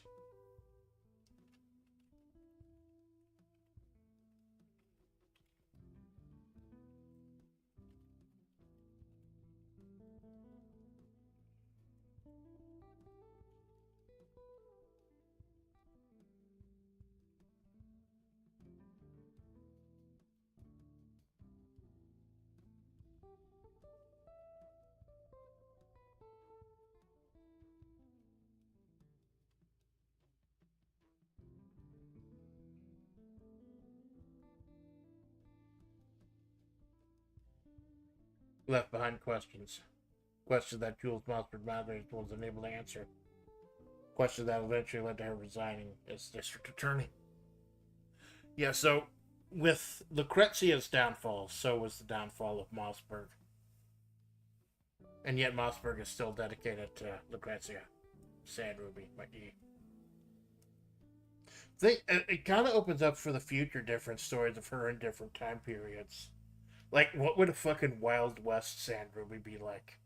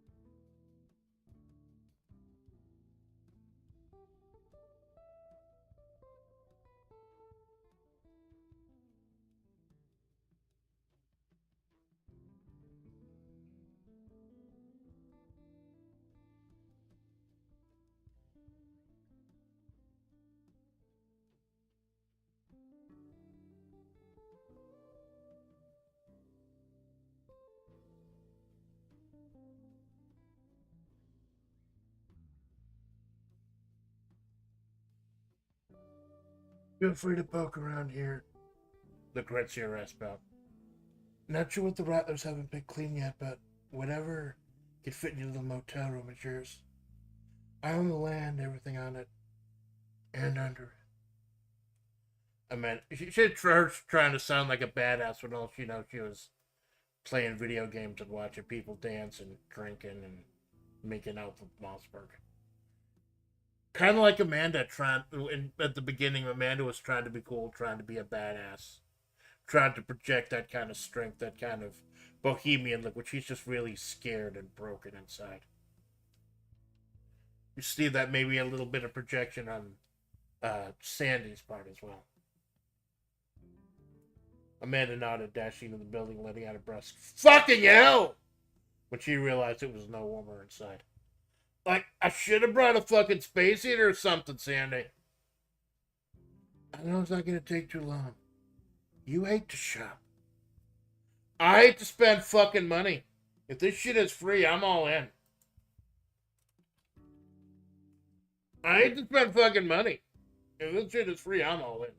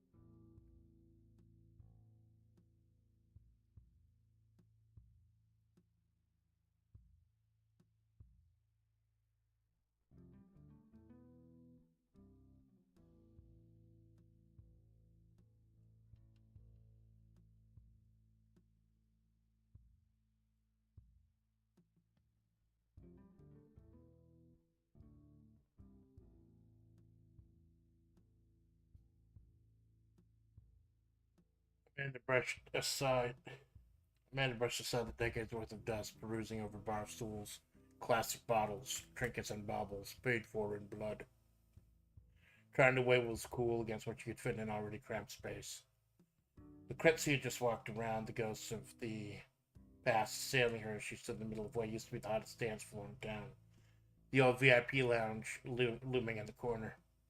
The one-way mirrors had all been shattered, giving a clear view of the torn and shredded red leather couch and shattered CRT. You used to cut a rug here. Did you, Sandy? Amanda asked. I wasn't much of a dancer, but I loved watching people dance. I just liked watching people. Kind of like you. At those company dinners going out the town, you just watch the world go by. Amanda shrugged, going through drawers behind the long abandoned bar. People are fucking interesting. I don't know, man. I don't know, man. And now, thanks to being a streamer, I could be someone else's entertainment. Just fucking think about it, man. All day, every day, millions of people watching millions of other people. Like, I know it's that way with television and everything, but now you can interact with it too. Change your course of fucking history every day, right?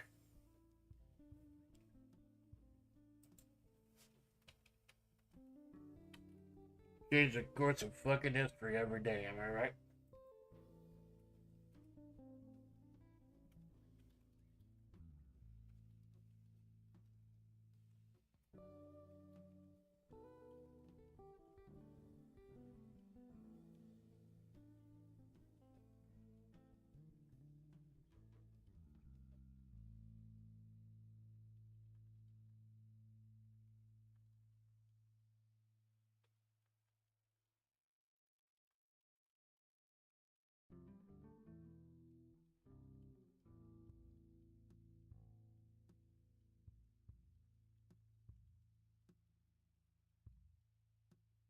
Just fucking think about it, like with people who do The Sims, or like I kind of do with Fire Pro. Just people watching people, even when they're not real people, like fake digital people. It just kind of all. I've been trying to think of things that tie Sandy to Amanda a little bit more, kind of humanize Sandy, because initially Sandy was supposed to be the villain of the story, but then it just kind of became more interesting, the kind of complex, twisted, kind of fucked up relationship they have. So trying to humanize her just a little more.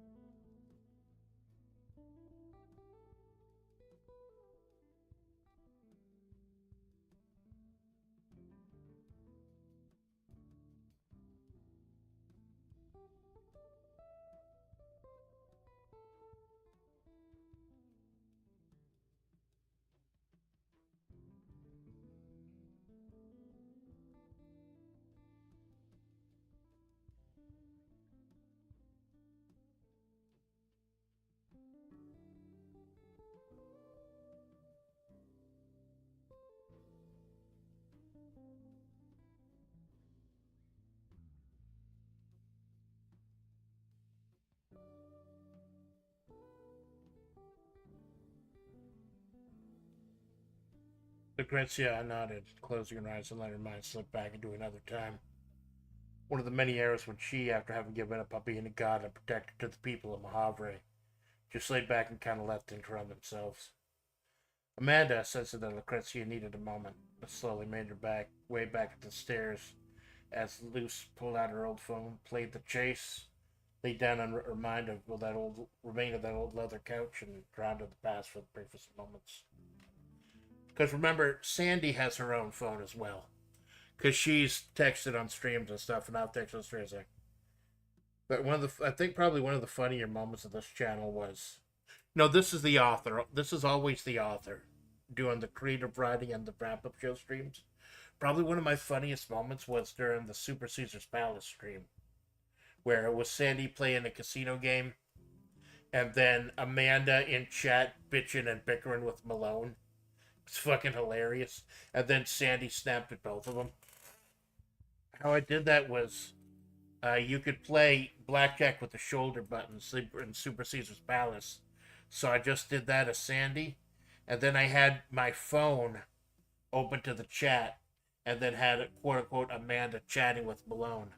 And then just had them bickering and yapping while Sandruby played Super Caesar's Palace. Eventually just had her pitch a bitch fit when she noticed that they were just messing around in her chat.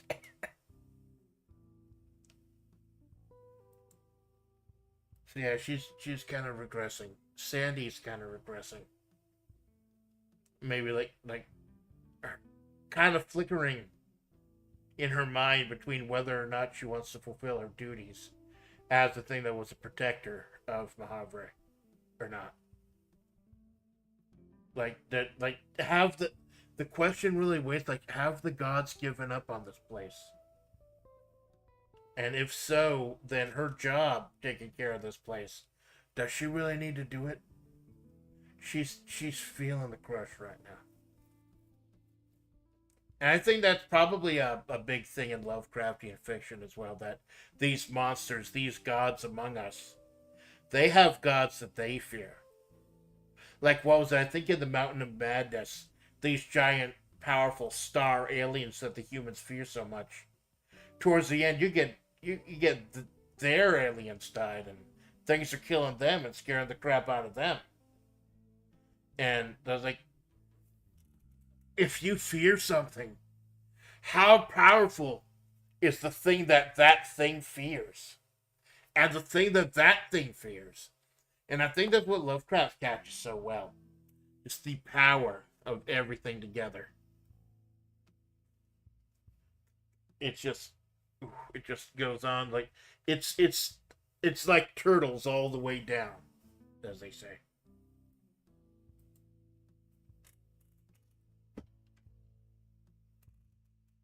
Bibs left. Break out the water for Power Wash Simulator.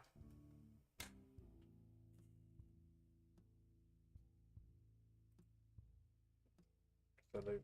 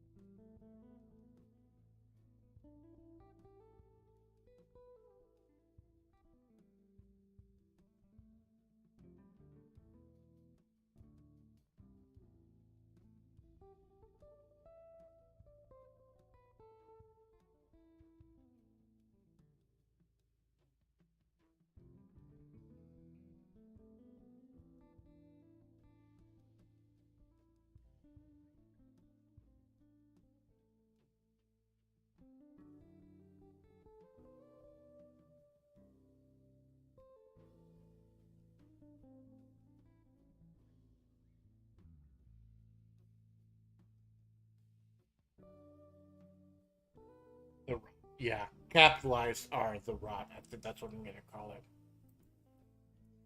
It started during the war in Majavre when the military and the Red Desert Army fought the Eldritch Abomination, and that's when the rot starts. So this place is infested. This place is sick. Amanda, sensing that Lucrecia needed a moment, slowly made her way up the stairs as Luce pulled out her phone, played the chase, laid down on what reminded the old leather couch, and drowned in the past for the briefest of moments. Amanda, giving Sandy some time to be loose, made her way back to the Frigidaire on the roof of the 661.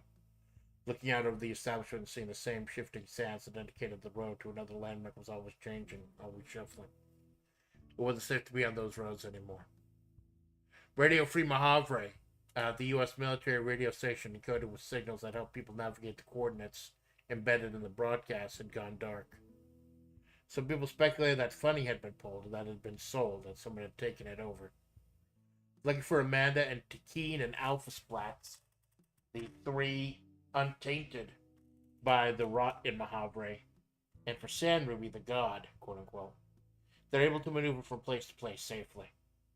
It also helped the person standing by the edge of the roof lighting a cigarette in one of the only few spots of warmth that day.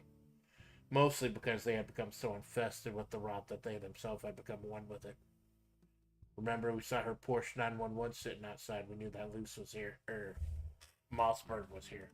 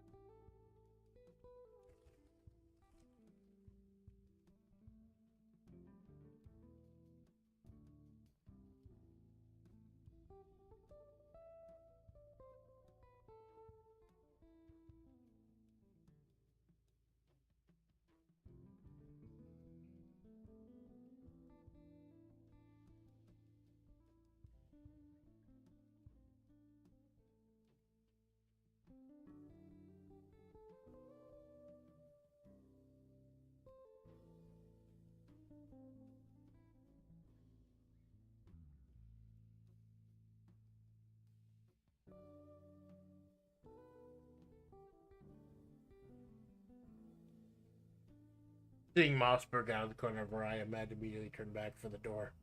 It was only a faint, "You don't exist out of work to me either. Calm down, Roadkill." That stopped Amanda from immediately bolting back inside. That, and Sandy needed her alone time. We can have a nice little confrontation here. Because remember how the last one went? Mossberg fucking elbowed her in the spine and made her think she was dying. They just fucking peeled out.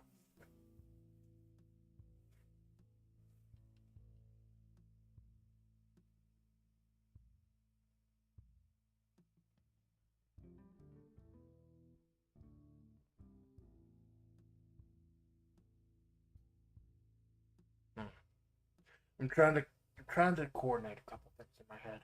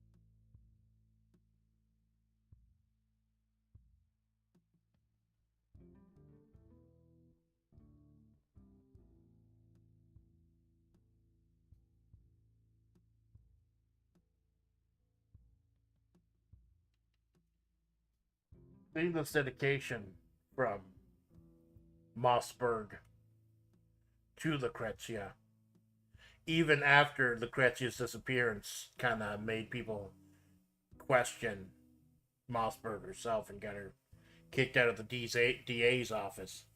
That goes to either obsession, her possessive tendencies, or there may be something since she is part of the rotten Majavre that they want out of her.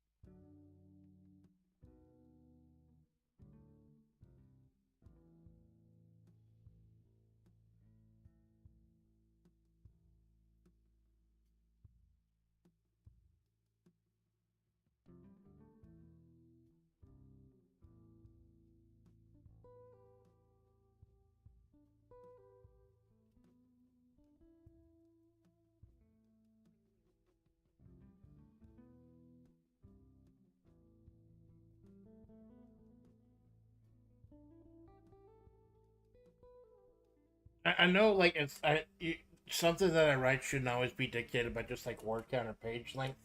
But I do know that dialogue takes a lot more space, especially when you write it traditional, like novel or novella style, like I do, instead of like script like. Seeing Mossberg out of the corner of her eye, Amanda immediately turned back for the door.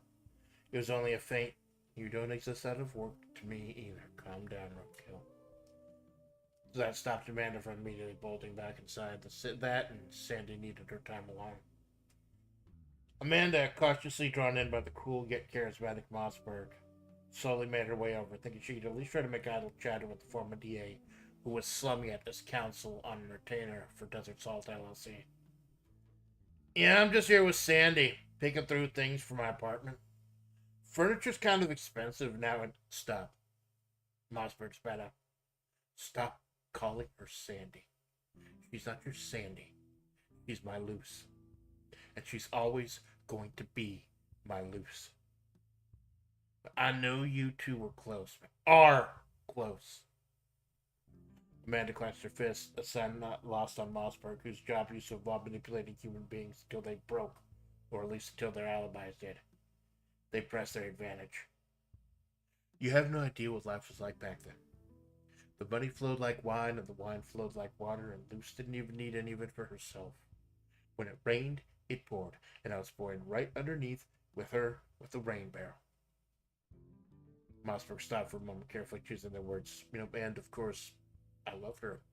Love her." "I know," Amanda replied, "and I appreciate that, but it's over. Man. But it's over, man. She's put that time of her life behind." "Objection. If she did, then why is she here?" Mossberg barked out, flicking her cigarette to the wind. "I said she's here fucking helping me out," Amanda barked out, Mossberg getting under her skin as always. Mossberg sorted Amanda's personal space, glaring at the 6'6" pile of roadkill with a critical eye.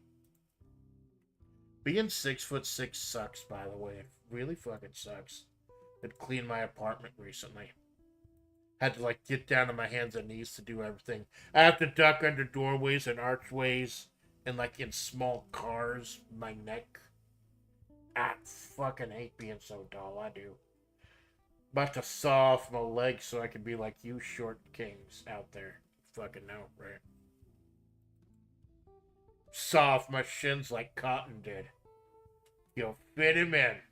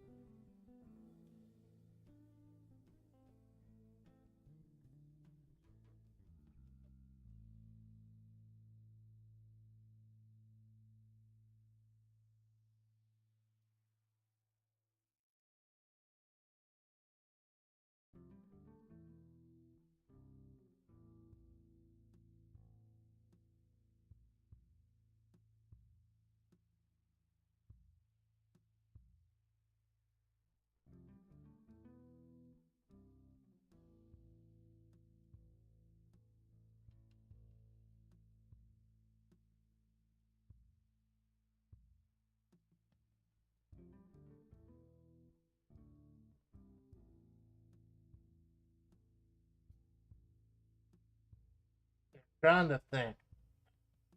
Thought about this sequence. I haven't written it out.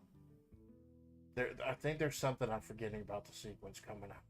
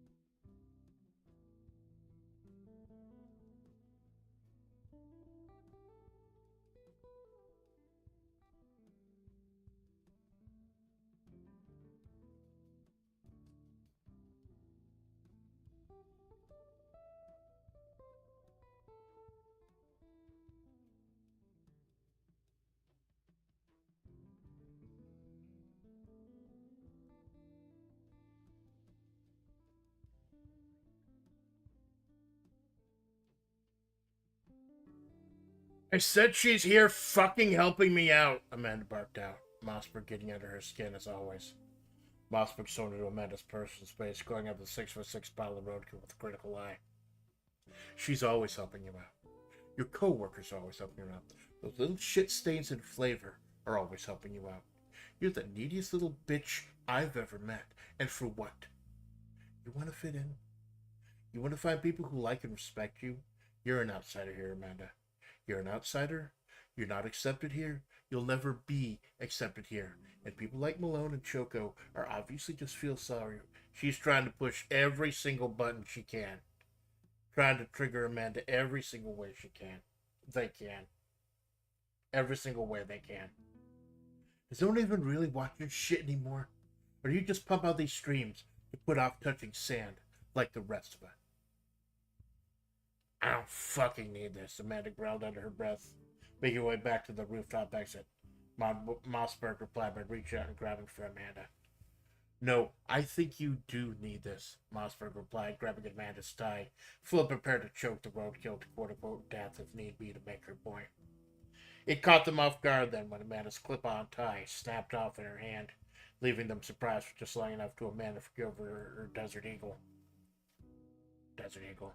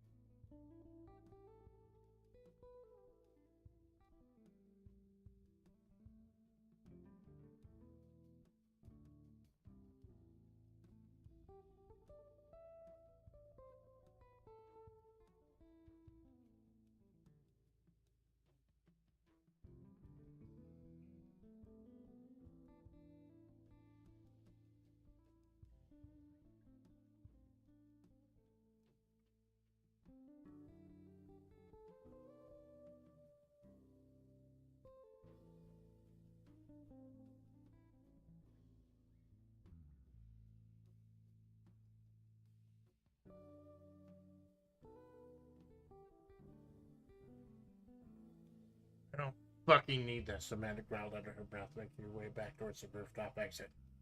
Mossberg replied by reaching out and grabbing for Amanda. No, I think you do need this. Mossberg replied, grabbing at Amanda's tie, fully prepared to choke the roadkill to death if need be to make her point. It caught them off guard then when Amanda's clip-on tie snapped off in their hand. In their hand, leaving them surprised for just long enough for men to go for her Desert Eagle. And there she goes, Mossberg barked out. The bitch finally pulls her cock out. You don't keep that thing loaded. You never keep that thing loaded. You're as impotent as you are unimportant. To Amanda's shock, Mossberg, at very close range, as close range as she was, wrenched the Desert Eagle out of Amanda's hands and pointed at her own head tauntingly, pulling the hammer. You never load this thing, Amanda, Mossberg taunted. You're all bark and no bite. You bitch and you curse, but we both know the truth. You don't have the balls to shoot.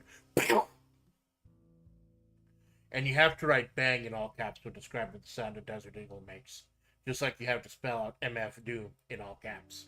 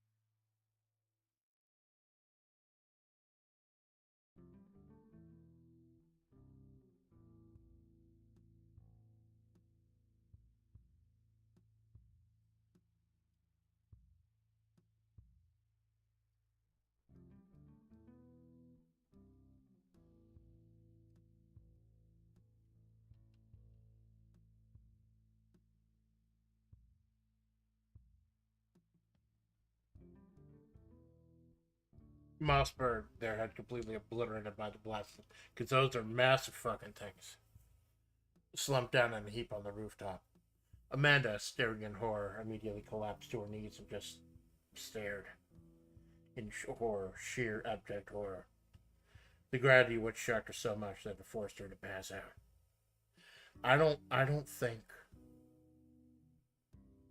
honestly don't know how Amanda would act if she ended up killing someone. If she act that, I think that's part of the reason why I have it that Amanda's Desert Eagle is usually not loaded. Get the impact of her killing someone. Like I don't know how she would act. There'd probably be other circumstances around it too, but you see, she didn't act. She's not the one who shot him. Mossberg got too cocky. The the great district attorney pressed their advantage too much, and the well came up dry this one time. Mossberg ended up blowing their own fucking head off. Mossberg stressed as the type of person who would cut off their nose to spite their face, though.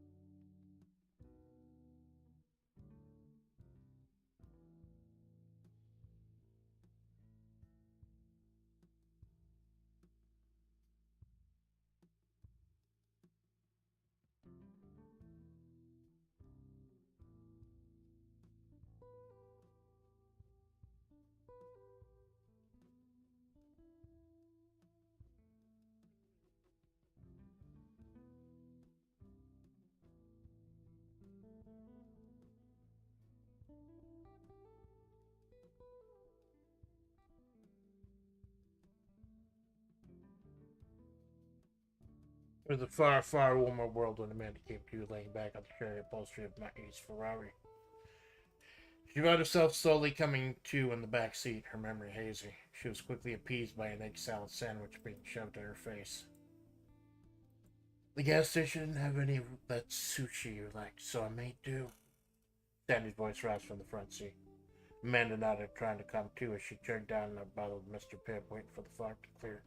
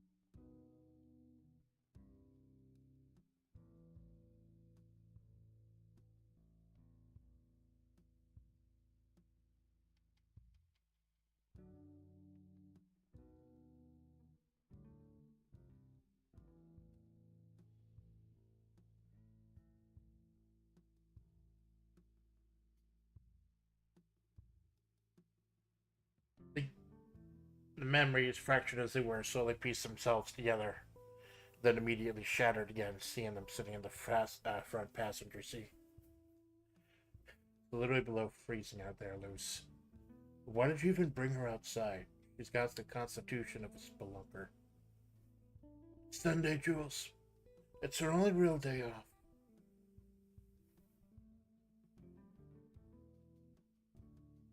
The questions mount.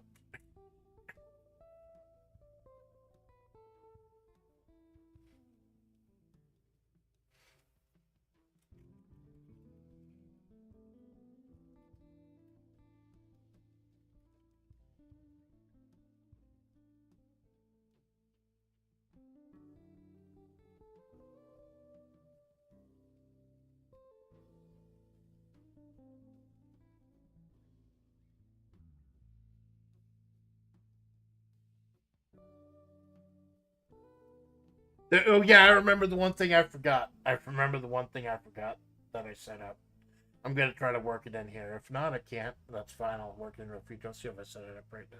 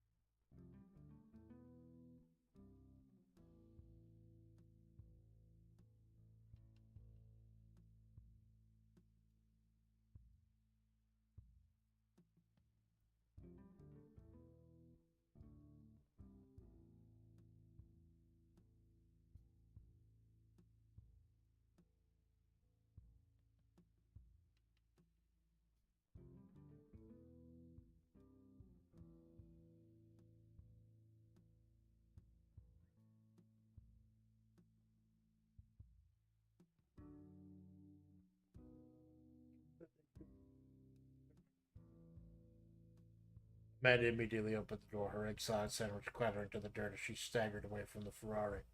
She faintly heard Moss Brown telling Luce not to worry as she made her way over. As they made their way over, just barely out of earshot. You, I just, just, you shut the fuck up, you little fucking roadkill. Here, my Luce takes you out, caters to your little whims, and you pass out because it's a little cold up there. I have to drag you down the stairs while you're babbling about someone getting their brains blown out. I'm done. I'm fucking done with you, roadkill. You don't belong here, and you certainly don't belong at Desert Salt LLC. The moment I get back to the office, I'm finding a way to get you terminated. And remember, I used to be the district attorney for this shithole. I used to run things. I know how to work a legal phrase. The company isn't gonna know what it hit when you. Mossberg stared at the pile at Amanda Street, seeing both her work and personal phones laying next to her chain wallet and the egg sauce sandwich. Everything spilled out of her pockets when she scrambled out of the car. Is that your work phone?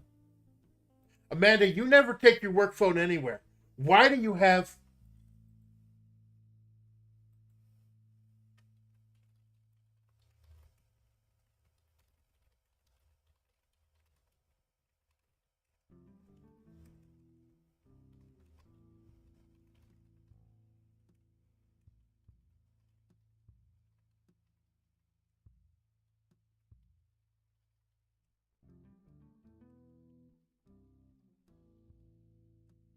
How do you know what I do with my fucking work phone? Amanda barked out, scattering together her things.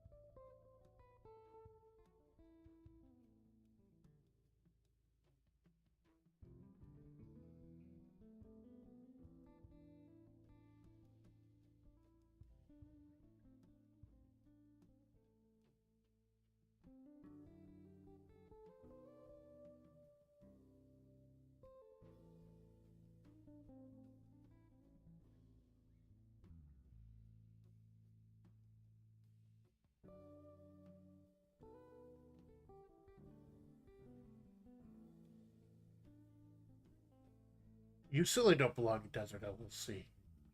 The moment I get back to the office, I'm finding a way to get you terminated. And remember, I used to be the district attorney for this shithole. I used to run things. I know how to work a legal phrase. The company isn't gonna know what hit it when you.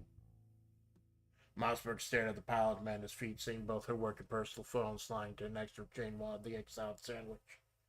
Is that your work phone? Amanda, you never take your work phone anywhere. Why do you have... How do you know what I do with my fucking work phone? Amanda barked out, scattering to gather her things. Mossberg, on the other hand, reached for their own cell phone a half second before it started ringing. Knew before they read the screen that it was the top brass at LLC calling them. And, thankful for the distraction, Amanda gathered the things and bolted back to the Ferrari. I hope it's subtle enough that I don't have to spell it out. I hope you can infer. But her work phone is bugged. Desert Salt LLC is spying on her. As I'm sure most companies work from home. Spy on their employees. I'm sure Desert Salt LLC is spying on Amanda. You gotta kind of assume that they may be listening in here and there. Maybe not constantly, but... And I know my fucking job was gonna be pissy if they're listening in on me. Because I got my two setups right next to each other. So yeah. Mossberg just did a fucking exposition not knowing that Amanda's got her work phone on her. I mean, they're constantly listening to her. And now the top brass is calling them. Mossberg, visually shaken for once in their life, made their way over to the Ferrari, looking at Lucrecia in the driver's seat. Maybe I gotta take this. See you later, alright? Lucrecia just sighed, pulling out Sandruby's featureless porcelain mask from the glove compartment and sliding it on. As the mask hid the change of her face, her statuesque Amazonian body had collapsed into one lanky, frail, bony bitch, riddled with constant spine pain. Sandruby removed the mask, revealing Amanda slashed Sandruby's face, racked with sorrow. Nah, I don't think we will. Goodbye, Judas. And that was the one last big surprise I wondered about Mossberg. Her first name, you're literally, it's Julia or Julie or something like that. No. The Jew is short for Judas. Judas Mossberg Malgraves. I figure she's going to be the antagonist of the story. And her role, and what her real role ended up being in Sandruby's, Lucrecia's life. Judas is the perfect first name for her.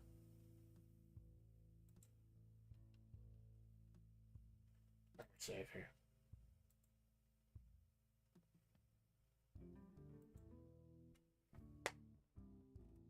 I try not to spell things out. Like, I try to leave some things vague. I try to infer some things. I try not to spell out too much. So, I think they're being subtle with the fact that Amanda's phone is bugged by her company. I thought that kind of come out nicely, too.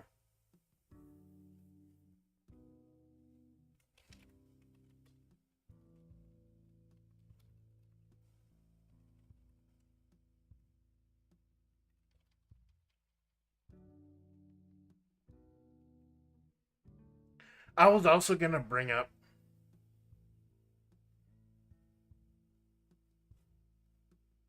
Yeah, should I? Or would it be piling on? I was also going to have Mossberg bitch at Amanda for the stories that she writes. But I think that'd be piling on a bit too much. We've already got the abuse set up.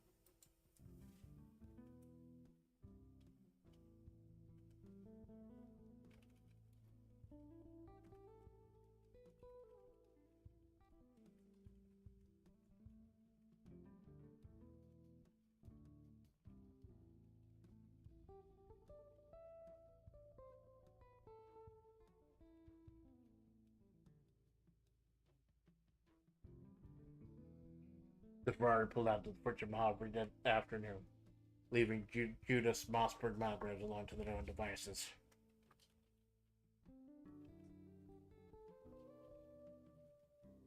Shadow. 661.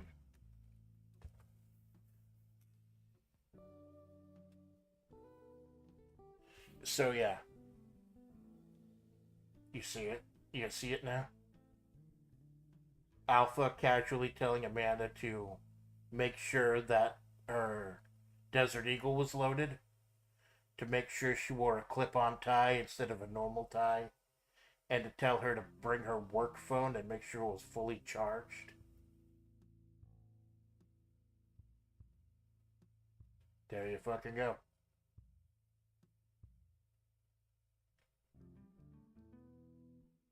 So now the question, like, I think I could end it here, actually.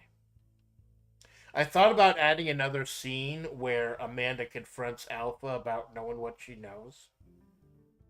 And kind of implying that, like, 'cause I think the only person who knows for sure that Alpha is Amanda from the future is Takeen, who figured it out, as she's also a time traveler. But I think we don't need that. Like, I have that problem where I have a good session. I have a good session, and then I fuck it up by adding too much on the end. I think this stands where it is in the shadow of the 661. So I'm gonna BRB, because remember what I like to do at the end of each session for anyone who doesn't watch shows live is I like to come back and just read the whole thing at once at the end so you can catch up. So bear me.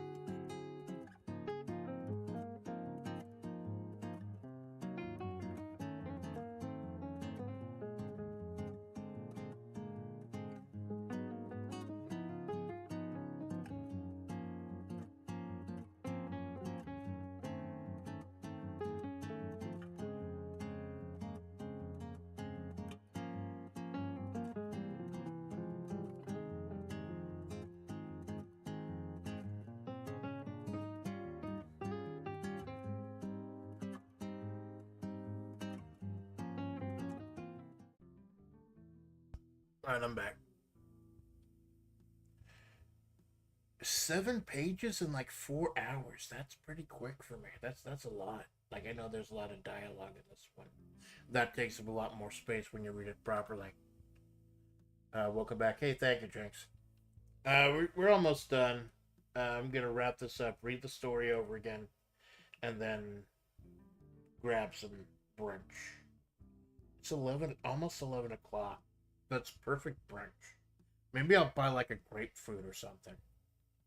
Don't you have those at brunch? I don't fucking know. So, here we go. I don't know why I feel so nervous reading the stuff at the end of the stream. Like, I just spent almost 4 hours fucking writing it. Y'all were there. Most of y'all were there. Okay. Nobody expects it to be cold in the desert, but the crisp, frigid winds can be as biting in Majavre as it can be anywhere else. And with some as much exposed flesh as she had, it was particularly annoying for Amanda Splatts, the 700 plus pound muscular behemoth currently taking up most of the space in Amanda's motel room. With a monstrous set of pectorals like hers, the chest could potentially be fatal. So she found herself with relative warmth in that cramped little corner of the Motel California. Amanda herself weaved around her 2 workstations, her massive bed, and the titanic wall of flesh as she slid back on black overcoat of that black and yellow Majavre chic business suit. November had come, and with it, winter finally settled over the desert. A winter that Amanda despised, as being reanimated roadkill, her blood already ran cold enough. She fumbled around with the tie, the usual lack of dexterity making him harder and harder to loop properly. Alpha craned what passed for her neck over to Amanda, noticing the trouble she was having. I know you have a really nice selection of clip-ons. Why not just wear one of those?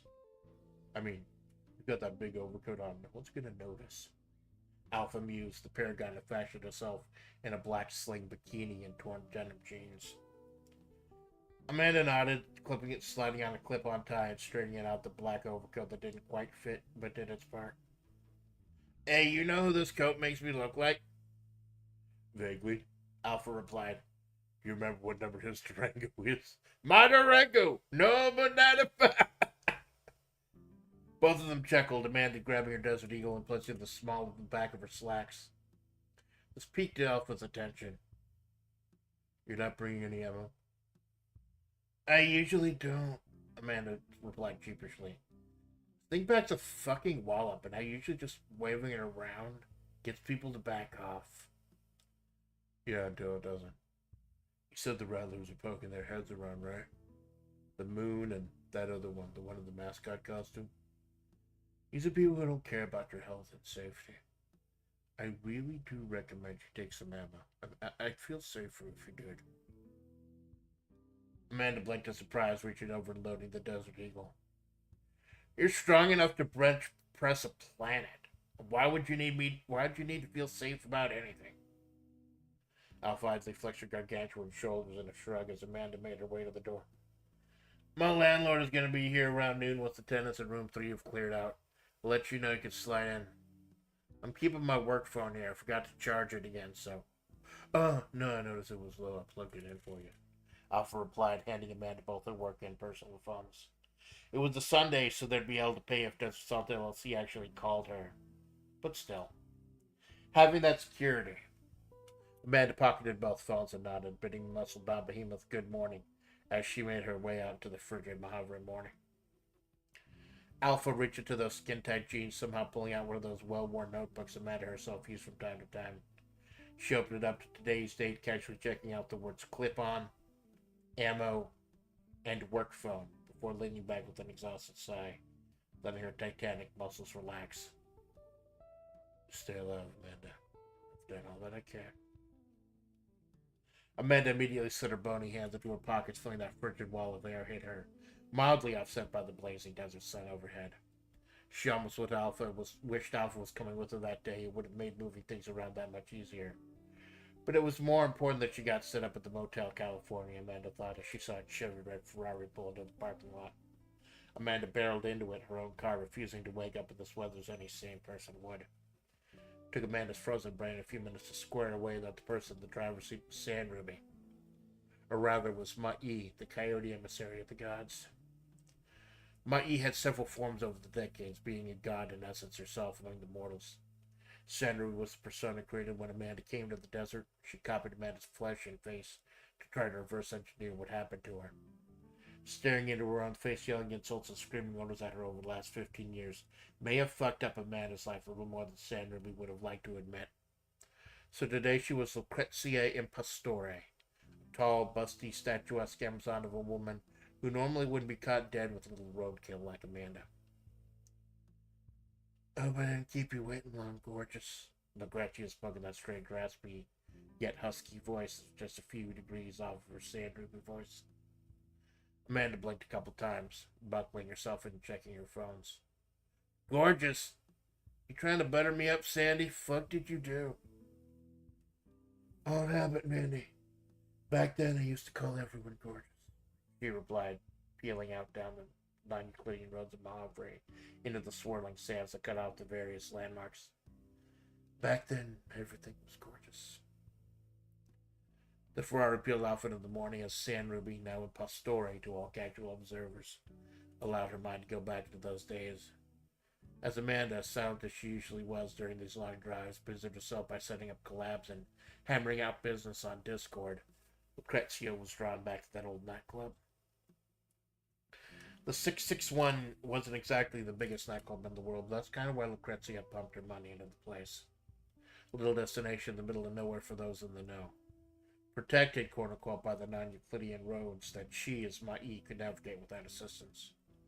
The strange hybrid of the knowledge and power of a god descending into the lusts and diversions of man led to the creation of a statuesque Amazon of the trendiest of looks, which in Majavre meant women in men's suits. The may or may not have had to do with her owning stock in Majavre Chic, a clothing company held over from a previous life that kept Lucrezia's pockets full without having to resort to anything too unseemly. Majavre's biggest tastemaker secretly owning its biggest clothing line. Wouldn't that be a conflict of interest, could it? And anyone who thought differently was free to bring it up with her lawyer. Back in those days, Lucrecia didn't have to drive herself. She just lounged in the back seat, saying things that were vaguely mysterious and lewd to keep up the aura, the mystique around her. There's a lot of bullshit involved in that time around that time. The 661 was a bright spot, the tainted nightmare for those who either followed Lucrecia's lead or lucked out and found it on their own. A super rare pull in the roguelike that was the broken and bent roads of Majavre, as it were. You could comfortably fit about 20 patrons in there. So, of course, every night a good 50 or so people showed up. That night, back in Lucrecia's mind, it was one of her more muscular followers that in that little black dress that she adored so much. Maybe subconsciously having everyone else wear simple black dresses was a way to further distinguish herself, the height of fashion, from those underneath her. Ma'i, the emissary of the gods that had long since abandoned Majavre, kept a bird's eye view of the people she originally ordained to protect and guide. They existed, they did things, they entertained her, but that was about it. It would take Amanda to draw out some semblance of humanity from Sandruby. As for tonight, she slid out of the Ferrari and back to that time decades ago, where she was the focal point not just of her own hierarchy, but of Majavre itself, and that drew its own perks. Lucrecia's clientele was strictly female, so when someone androgynous as Jane Mossford Malgraves entered the scene, they were as close to a man stepping into a club full of women as one could get, drawing similar attention. Seeing the district attorney of Majavre County their nights spending their nights in a place like this certainly raised some questions. Sure, it helped that Lucrecia's money was clean, but nobody had been able to muddy up Mossberg's name as of yet. Mossberg commanded just as much attention as Lucrecia did, so obviously Lucrecia had to have them. Lucrecia, led in by a black-clad clientele, made their way through the throbbing teeth of Marauder and cut through the dance floor, parting the sea of writhing flesh and outstretched hands. Lucrecia never danced, never had the inclination to want to scuff the suit, but she loved watching them dance, seeing them writhing, wailing flesh, undulating in physical expressions of the soul. A lifetime ago, she watched her people dance around a sacred flame in much the same way, although here there are probably a lot more drugs involved. Lucrecia had her attorney's suggestions, never bothered with anything harder than alcohol, but she wasn't going to deny that she knew things like that were going on mere inches away from her.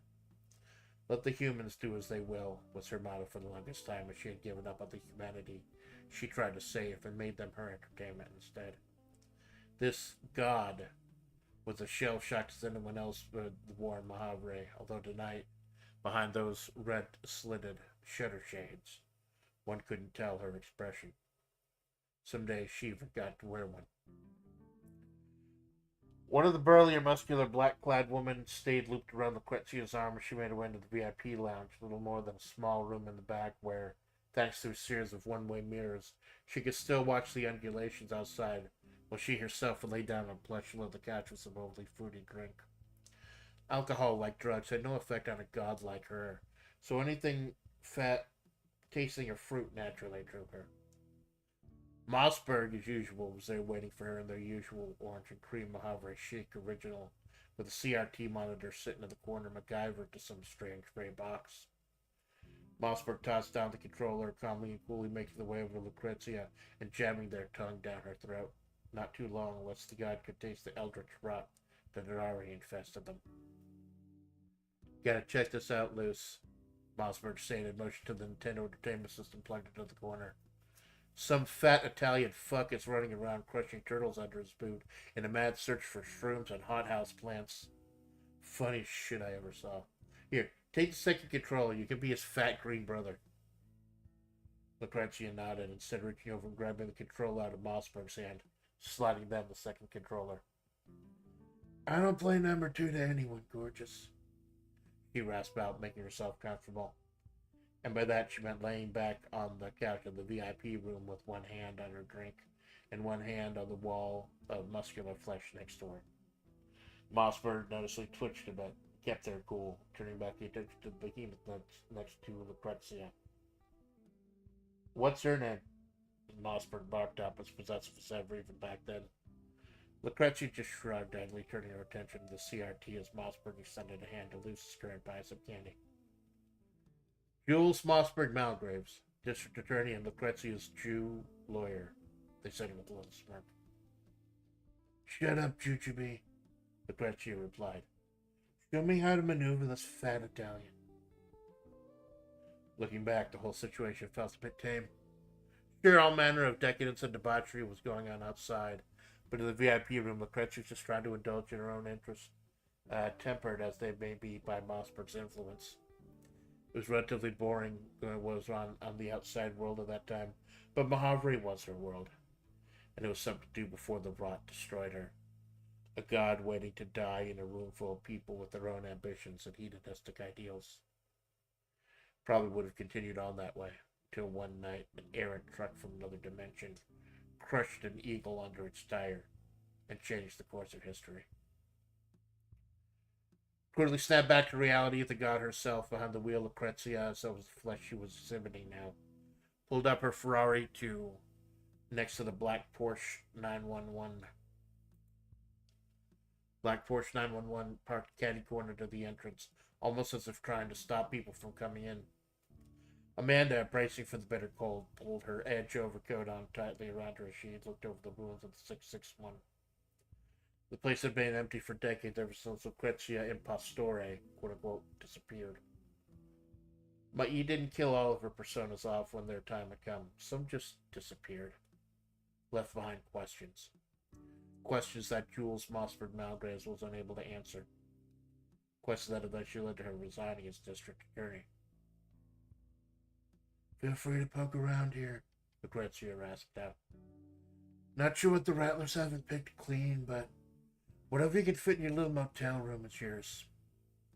I own the land, everything on it. Everything under it. Amanda nodded, dashing into the building, letting out a breath. Fucking hell! When she realized there was no warmer inside. Like, I should have brought a fucking space heater or something, seriously. I know it's not gonna take too long. You hate to shop. I hate to spend fucking money. If this shit is free, I'm all in, man. I'm all in, man. Amanda brushed aside a decade's worth of dust, perusing over bar stools, classic bottles, trinkets, and baubles, trying to weigh in what was cool against what she could fit in already cramped space. Lucrecia just walked around, the ghost of the past assailing her as she stood in the middle of what used to be the hottest dance floor in town, the old VIP lounge looming in the corner. The one-way mirrors had all been shattered, giving clear view to the torn and shredded leather couch and the shattered CRT. Used to cut a rug here, did you, Sandy? Amanda asked. wasn't much of a dancer, but I love watching people dance. I just like watching people. Kinda like you. Out of those company dinners or going to the town, you just watch the world go by. Amanda shrugged, going through the drawers behind the long abandoned bar. People are fucking interesting. I don't know, man. Now, thanks to being a streamer, I could be someone else's entertainment. Fucking think about it, man. All day, every day, millions of people watching millions of other people. Like, I know it was that way with television and everything, but now you can interact with them, too. Change the course of fucking history every day, am I right?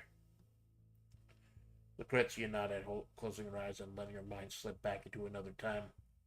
One of the many eras when she, have given up on being a god, protected the people of Majavre, just laid back and kind of let things run themselves. Amanda, sensing that Lucrecia needed a moment, slowly made her way up the stairs as Liz pulled out her phone, played The Chase, laid down on what remained of the old leather couch, and drowned in the past for the briefest moments. Amanda, giving Sandy some time to be loose, made her way back to the frigid air of the roof of the 661, looking out over the establishment and seeing the same shifting sands that indicated the road to another landmark was always changing, always shuffling. Wasn't safe to be on those roads anymore. Radio Free Majavre, the U.S. military radio station that decoded signals that helped people navigate with coordinates embedded in the broadcasts, had gone dark. Some people speculated that funding had been pulled, or that it had been sold, or someone had taken it over. Lucky for Amanda and Tequila and Alpha Splatts, the three untainted by the rotten Majavre, and for Sandruby, the god, they were able to maneuver from place to place safely. It also helped with the person standing by the edge of the roof, lighting a cigarette in one of the only few spots of warmth out that day. Mostly because they had become so infested with the rot that they had become one with it. Seeing Mossberg out of the corner of her eye, Amanda immediately turned back for the door. It was only a faint, "You don't exist outside of work to me either. Calm down, roadkill." That stopped Amanda from immediately bolting back inside. That, Sandy needed her alone time. Amanda, cautiously drawn by the cruel yet charismatic Mossberg, slowly made her way over, thinking she could at least try to make eye chatter with the former DA, who was slumming it as counsel and retainer for Desert Salt LLC. "Yeah, I'm just here with Sandy, picking through some things for my apartment. Furniture's kind of expensive now, and..." "Stop." Mossberg spat out. "Stop calling her Sandy. She's not your Sandy. She's my Luce. And she's always going to be my Luce. I know you two were close, man. Are close." Amanda clenched her fist, a sign not lost on Mossberg, whose job used to involve manipulating human beings until they broke, or at least until their alibis did. They pressed their advantage. "You have no idea what it was like back then. The money flowed like wine, the wine flowed like water, and Luce didn't even need any of it for herself. When it rained, it poured, and I was pointing right underneath her with the rain barrel." Mossberg stopped for a moment, carefully choosing her words. "Nope, and of course I loved her. Love her." "I know," Amanda replied. "I appreciate that, but it's over, man. She's put that time of her life behind her." "Objection. If she did, then why is she here?" Mossberg barked out, flicking her cigarette to the wind. "I said she's fucking helping me out," Amanda barked out, Mossberg getting under her skin as always. Mossberg climbed to Amanda's personal space, glaring up at the 6'6" pile of roadkill with a critical eye. "She's always helping you out. You co-workers are always helping you out. Those little shit stains in flavor are always helping you out. You're the neediest little bitch I've ever met. You want to fit in? You want to find out who, like, people who like and respect you? You're an outsider here, Amanda. You're an outsider. You're not accepted here. You'll never be accepted here. And people like Malone and Joker obviously just feel sorry for you. Does anyone even watch your shit anymore? Do you just pump out those streams to put off touching sand like the rest of us?" "I don't fucking need this," Amanda growled under her breath, making her way back to the rooftop exit. Mossberg replied by reaching out and grabbing for Amanda. "No, I think you do need this," Mossberg replied, grabbing at Amanda's tie, fully prepared to choke the roadkill to death if need be to make her point. It caught them off guard then when Amanda's clip-on tie snapped off in their hand, leaving them surprised for just long enough for Amanda to go for her Desert Eagle. And there she goes, Mossberg marked out. The bitch finally pulls her cock out. You don't keep that thing loaded. You never keep that thing loaded. You're as impotent as you are unimportant. To Amanda's shock, Mossberg, at close range as she was, wrenched the Desert Eagle out of Amanda's hands and pointed at her own head tauntingly, pulling the hammer. You never load this thing, Amanda, Mossberg taunted. You're all bark and no bite. You bitch and you curse. We both know the truth. You don't have the balls to shoot. And you have to write bang in all caps when describe the sound a Desert Eagle makes, just like you have to spell out MF Doom in all caps. Mossberg, their head completely obliterated by the blast of the Desert Eagle, slumped down in a heap on the rooftop. Amanda, staring in horror, immediately collapsed to her knees and just stared. In horror, sheer, abject horror. The gravity of which shocked her so much that it forced her to pass out. It was a far, far warmer world when Amanda came to, laying back in the cherry upholstery of Matti's Ferrari. She found herself slowly coming into the back seat, her memory hazy. She was quickly appeased by an egg salad sandwich being shoved in her face. Gas station didn't have any of that sushi you like, so I made do. Sandy's voice rasped from the front seat. Amanda nodded, trying to come to as she chugged down the bottle of Mr. Pibb and waiting for the fog to clear. Waiting for the fog to clear. The memories, fractured as they were, slowly pieced themselves together, then immediately shattered again, seeing them sitting in the front passenger seat. It's literally below freezing out there, Luce. Why did you even bring her outside? She's got the constitution of a spelunker. Sunday, Jules. That's her only real day off. Amanda immediately opened the door and her egg salad sandwich clattering to the dirt as she staggered away from the Ferrari. She faintly heard Mossberg tell Luce not to worry as they made their way out, just barely out of earshot.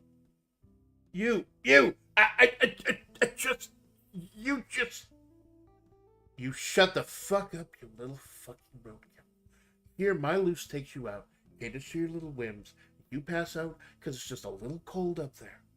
I have to drag you down the stairs while you're babbling about someone getting their brains blown out.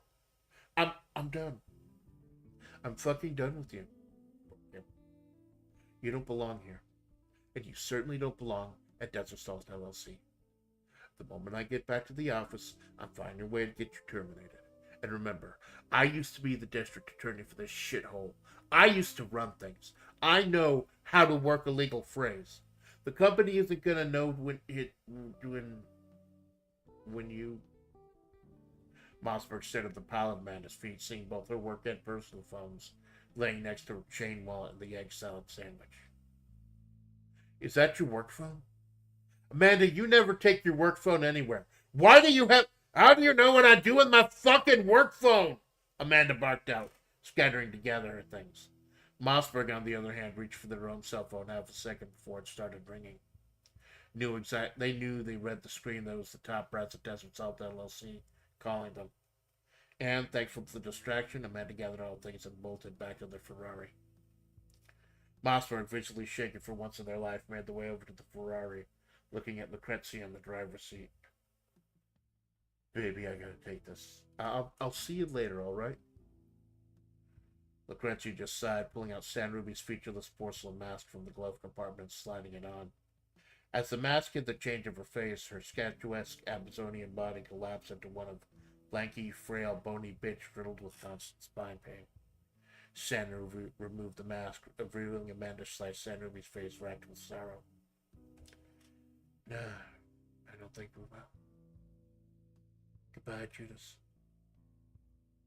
The Ferrari pulled out on the frigid Majavre afternoon, leaving Judas, Mossberg, and Malgraves alone to their own devices in the shadow of what was once the 661.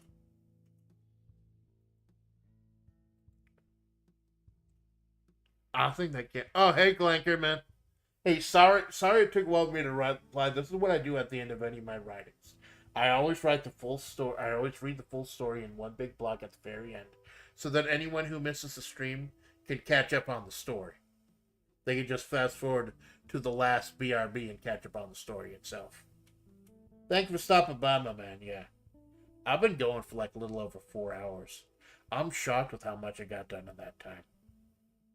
Again, I do apologize. I know these type of writing streams where I have an idea from the beginning and I just go with it may not be nearly as entertaining as the ones where I get stuff and ideas and stuff written from the. But if you have an idea while I'm writing, just fucking let me know in the chat. So yeah, there we go. I think we established. I don't want to spell shit out too tightly. I don't want to spell it out too much, but I think I was able to establish without spelling it out explicitly that Alpha, with that checklist of the ammo, the tie, and the work phone, saved Amanda's life multiple times by suggesting she do those things because Alpha is Amanda from the future. Also implied that, yeah, even though Mossberg blew their own brains out, something's wrong because they're still around. Mentioned to that the fact that that they are the Eldritch Rot in Majavre. They are the darkness. And somehow they blew their own brains out with Amanda's gun because they didn't think it was loaded. Because how could they have known it was loaded if Alpha was the one who told her to keep it loaded? And so we're causing some little breakages here. And then finally Sandruby closing the lid on that time in her life as Lucrecia saying goodbye to that time in her life.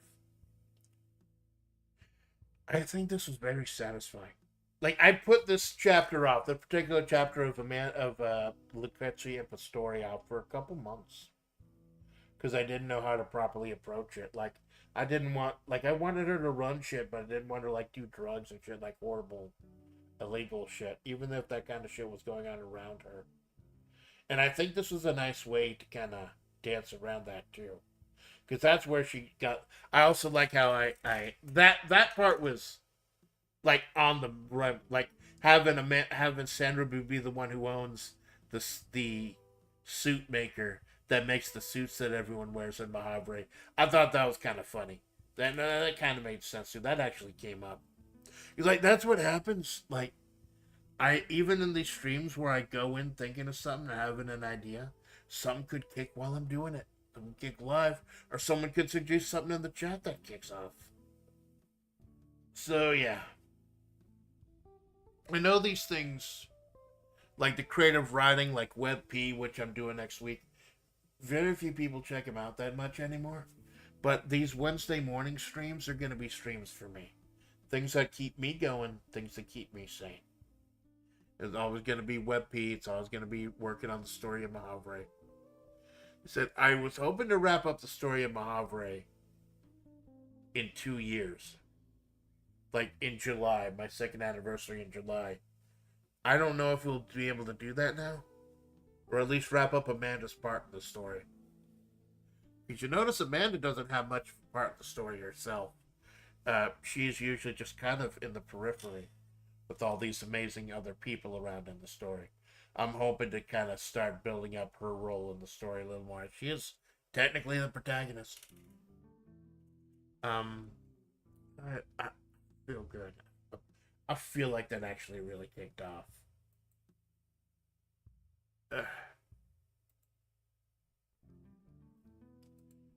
So, Jenks, thank you for stopping by. Clanker, thank you for stopping by. Lurkers, VOD Watchers, Second Screen Saints. I was going to be part of a collab later today, but that kind of folded. That kind of went down. So instead, I will be grinding away later today at some Power Wash Simulator.